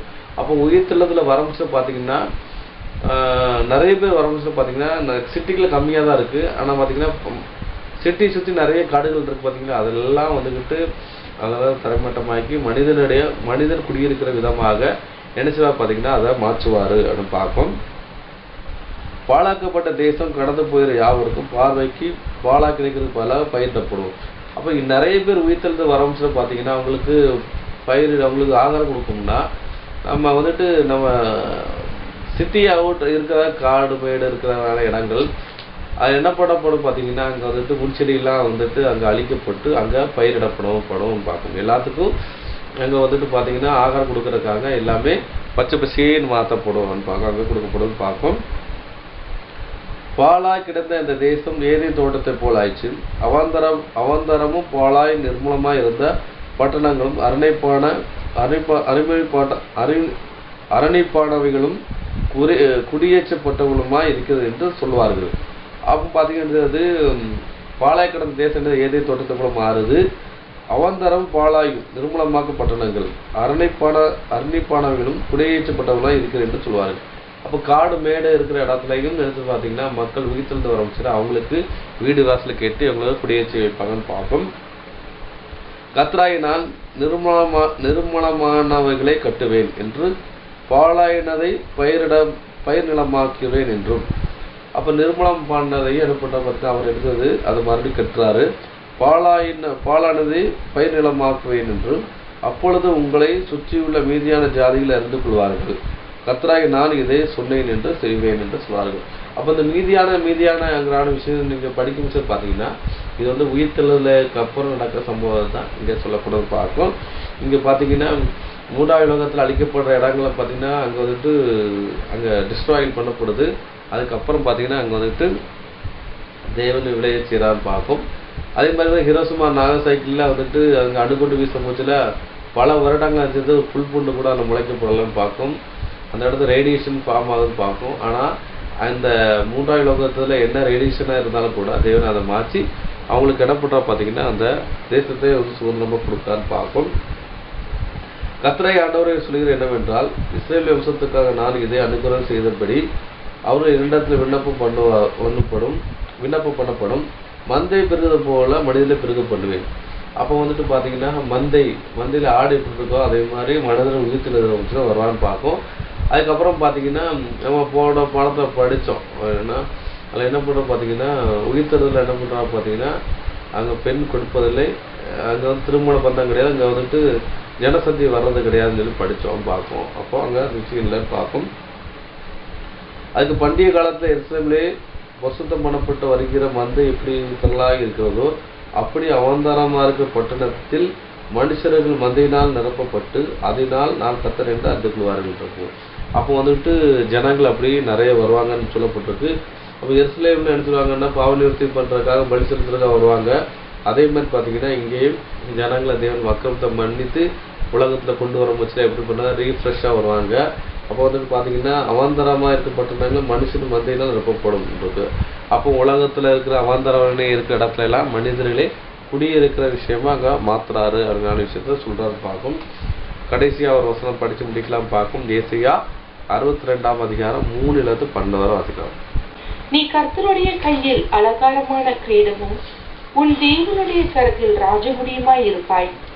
நீ இனி கைவிடப்பட்டவள் எனப்படாமலும் உன் தேசம் இனி பாழான தேசம் எனப்படாமலும் நீ எப்சிபா என்றும் உன் தேசம் யூலா என்றும் சொல்லப்படும். கர்த்தர் உன்மேல் பிரியமாய் இருக்கிறார். உன் தேசம் வாழ்க்கைப்படும். வாலிபன் கன்னிகையை விவாகம் பண்ணுவது போல உன் மக்கள் உன்னை விவாகம் பண்ணுவார்கள். மணவாளர் மணவாட்டியின் மேல் மகிழ்ச்சியா இருப்பது போல உன் தேவன் உன்மேல் மகிழ்ச்சியா இருப்பார். நீங்கள் சீயோன் குமாரத்தியை நோக்கி, இதோ உன் இரட்சிப்பு வருகிறது, இதோ அவர் அருளும் பலன் அவரோடும் அவர் செய்யும் பிரதிபலன் அவருக்கு முன்பாகவும் வருகிறது என்று சொல்லுங்கள் என்று கர்த்தர் பூமியின் கடையாந்தரம் வரைக்கும் கூறுகிறார். அவர்களை பரிசுத்த ஜனம் என்றும் கர்த்தரால் மீட்கப்பட்டவர்கள் என்றும் சொல்லுவார்கள். நீ தேடிக் கொள்ளப்பட்டதென்றும் கைவிடப்படாத நகரம் என்றும் பெயர் பெறுவாய். போதும் பார்க்கும். இப்ப என்ன சொல்றாரு பாத்தீங்கன்னா, கர்த்தர் உன் கையிலே அலங்காரமான கிரீடமும் உன் தேவனாகிய கரத்தை ராஜ முடிவாய் இருப்பாய். நீ கைவிடப்பட்டவள் என்று எண்ணப்படாமல் உன் தேசம் இனி பாழான தேசம் எனப்படாமலும் நீ எப்சிபா என்றும் உன் தேசம் ஃபியூலா என்று சொல்லப்படும். கர்த்தர் உன்னை பிரியமா இருக்கிறார். உன் தேசம் வாழ்க்கைப்படும் சொல்லப்படும் பார்க்கும். வாலிபர் கன்னியை விவாகம் பண்ணுவது போல உன் மக்கள் உன்னை விவாகம் பண்ணுவார்கள். மணவாளன் மணவாட்டி மேல் மகிழ்ச்சியா இருப்பது போல உன் தேவன் உன்மேல் மகிழ்ச்சியா இருப்பார். அதுதான் இங்க வெளிப்படுத்த சொல்ல முடிச்சு. என்ன சொல்ல போது பார்த்தீங்கன்னா என்ன சொல்லப்படுதுன்னா மணவாளன் மணவாட்டிங்கிற விஷயம் சொல்லப்பட்டு பார்க்கும். அப்போ வந்துட்டு அவருடைய கல்யாண நாள் வந்தது அப்படின்னு விஷயம் சொல்லப்படுது. அப்போ ஆட்டுக்குட்டியார கல்யாண நாள் வந்தது. அப்பொழுதும் மனைவி தன்னை ஆயத்தப்படுத்தான் என்று சொல்ல கேட்டேன் இருக்கு. இது வந்துட்டு ராஜ்யத்தில் நடக்கிற சம்பவம் தான் இங்கே அடையாளப்படுத்துன்னு பார்க்கும். அப்போ அது சொல்றாரு, நீங்க சீயோன் குமாரத்தியை நோக்கி, இதோ உங்க ரட்சிப்பு வருகிறது, இதோ அவர் அருளும் பலன் அவரோடும் அவர் செய்யும் பிரதிபலன் முன்பாக வருகிறது என்று சொல்லுங்கள் என்று கர்த்தர் பூமியின் கடற்கரையும் வரைக்கும் கூறுகிறார். அவர்கள் பரிசுத்த ஜனம் என்றும் கர்த்தரால் மீட்கப்பட்டவர்கள் என்று சொல்வார்கள். நீ தேடி கொள்ளப்பட்டதையும் கைவிடப்பட்டாத நகரம் என்றும் பெயர் பெறுவார். அப்போ வந்துட்டு மீட்கப்பட்டவர்கள் அந்த வெளிச்சத்தில் நடப்பாங்க, ராஜ்யத்தில் நடப்பாங்க. அப்போ வந்து கைவிடப்படாத நகரம் என்று சொல்லப்படும், பெயர் படப்படும். எங்கன்னா ராஜ்யத்தில் அங்கே வந்து சொல்லப்படுங்கிற விஷயத்தை சொல்லப்படும் பார்க்கணும். அதனால அன்புக்குரிய சகோதரர்களே, அப்போ பார்த்தீங்கன்னா இங்கே என்ன சொல்ல போகிறது பார்த்தீங்கன்னா, நீங்கள் என்ன பாடம் பார்த்தோம் பார்த்தீங்கன்னா இங்கே ஜூபிலிங்கிறான ஒரு பாடம் பார்த்துருக்கோம். ஜூபிலினா விடுதலையின் வருஷங்கிற விஷயம் படித்தோம். அப்போ வந்துட்டு அந்த ஜூபிலியில் என்னெல்லாம் நடக்குங்கிற விஷயத்த பார்த்து முடிச்சோன்னு பார்க்கும். அப்போ ஜூபிலி வருஷம் எதுக்கு நிழலாட்டமாக இருக்குன்னு பார்த்தீங்கன்னா, அது வந்துட்டு ஜூபிலினா விடுதலை வருஷம் அது எதுக்கு நிழலாட்டமாக இருக்குன்னு பார்த்தீங்கன்னா, அது வந்து ராஜ்யத்துக்கு நிழலாட்டமாக இருந்துச்சுன்னு சொல்லி பார்த்து முடிச்சிருக்குன்னு பார்க்கும். ஆனால் அன்புக்குரிய சகோதரர்களே, இந்த சத்தியவசனை கேட்டு இதில் மற்றவங்களை ஷேர் பண்ணுங்கள். என்ன பண்ண மற்றவங்களுக்கு அந்த ராஜ்யத்து சுவிசேஷத்தை வந்து அவங்களுக்கு அனுப்புங்க பார்க்கும். நீங்கள் கேட்டு மற்றவங்களுக்கு இந்த பாடத்தை வந்து நீங்களும் எடுக்கணும். ஏன்னா வந்துட்டு இது எம்எல் நம்மல் மாதிரி தான். இது வந்து பார்த்தீங்கன்னா நாங்கள் இந்த யூடியூப்பில் பேசுகிறது பணம் சம்பாதிக்கிறதுக்காக கிடையாது. சத்தியத்தை அறிவிக்கிறது எங்களுக்கு மேலே இல்லை, கடமையாக இருக்கும் பார்க்கும். சத்தியத்தை வாங்க விற்காதே என்று சொல்லப்பட்டிருக்கு. நான் உங்களுக்கு சத்தியத்தை போதிக்கிறேன். நீங்களும் அதை கேட்டு உங்கள் சபைக்கும் மற்றவங்களுக்கும் நினைச்சது இந்த சத்தியத்தை வந்து தெரிவிங்க. அதுதான் உங்களுக்கு ரோஜனமாக இருக்கும் பார்க்கும். நீங்கள் இந்த பாடத்தை கேட்டிங்கன்னா மற்றவங்களுக்கு ஷேர் பண்ணுங்கள். அவங்களும் நினைச்சுறாங்க அங்கே பயன் அடைவாருன்னு சொல்லி பார்க்கும். இனி வரும் காலத்தில் அந்த ஓய்வு வருஷங்கிறான என்னன்னு சொல்லி பார்த்து முடிக்கலாம்னு பார்க்கும். ஏதாவது ஒரு விஷயம் பார்க்கும். இவனிடம் பெருமையோடு கேட்டவங்களை தேவன் தாமே ஆசிரியப்பாராக. ஆமென்.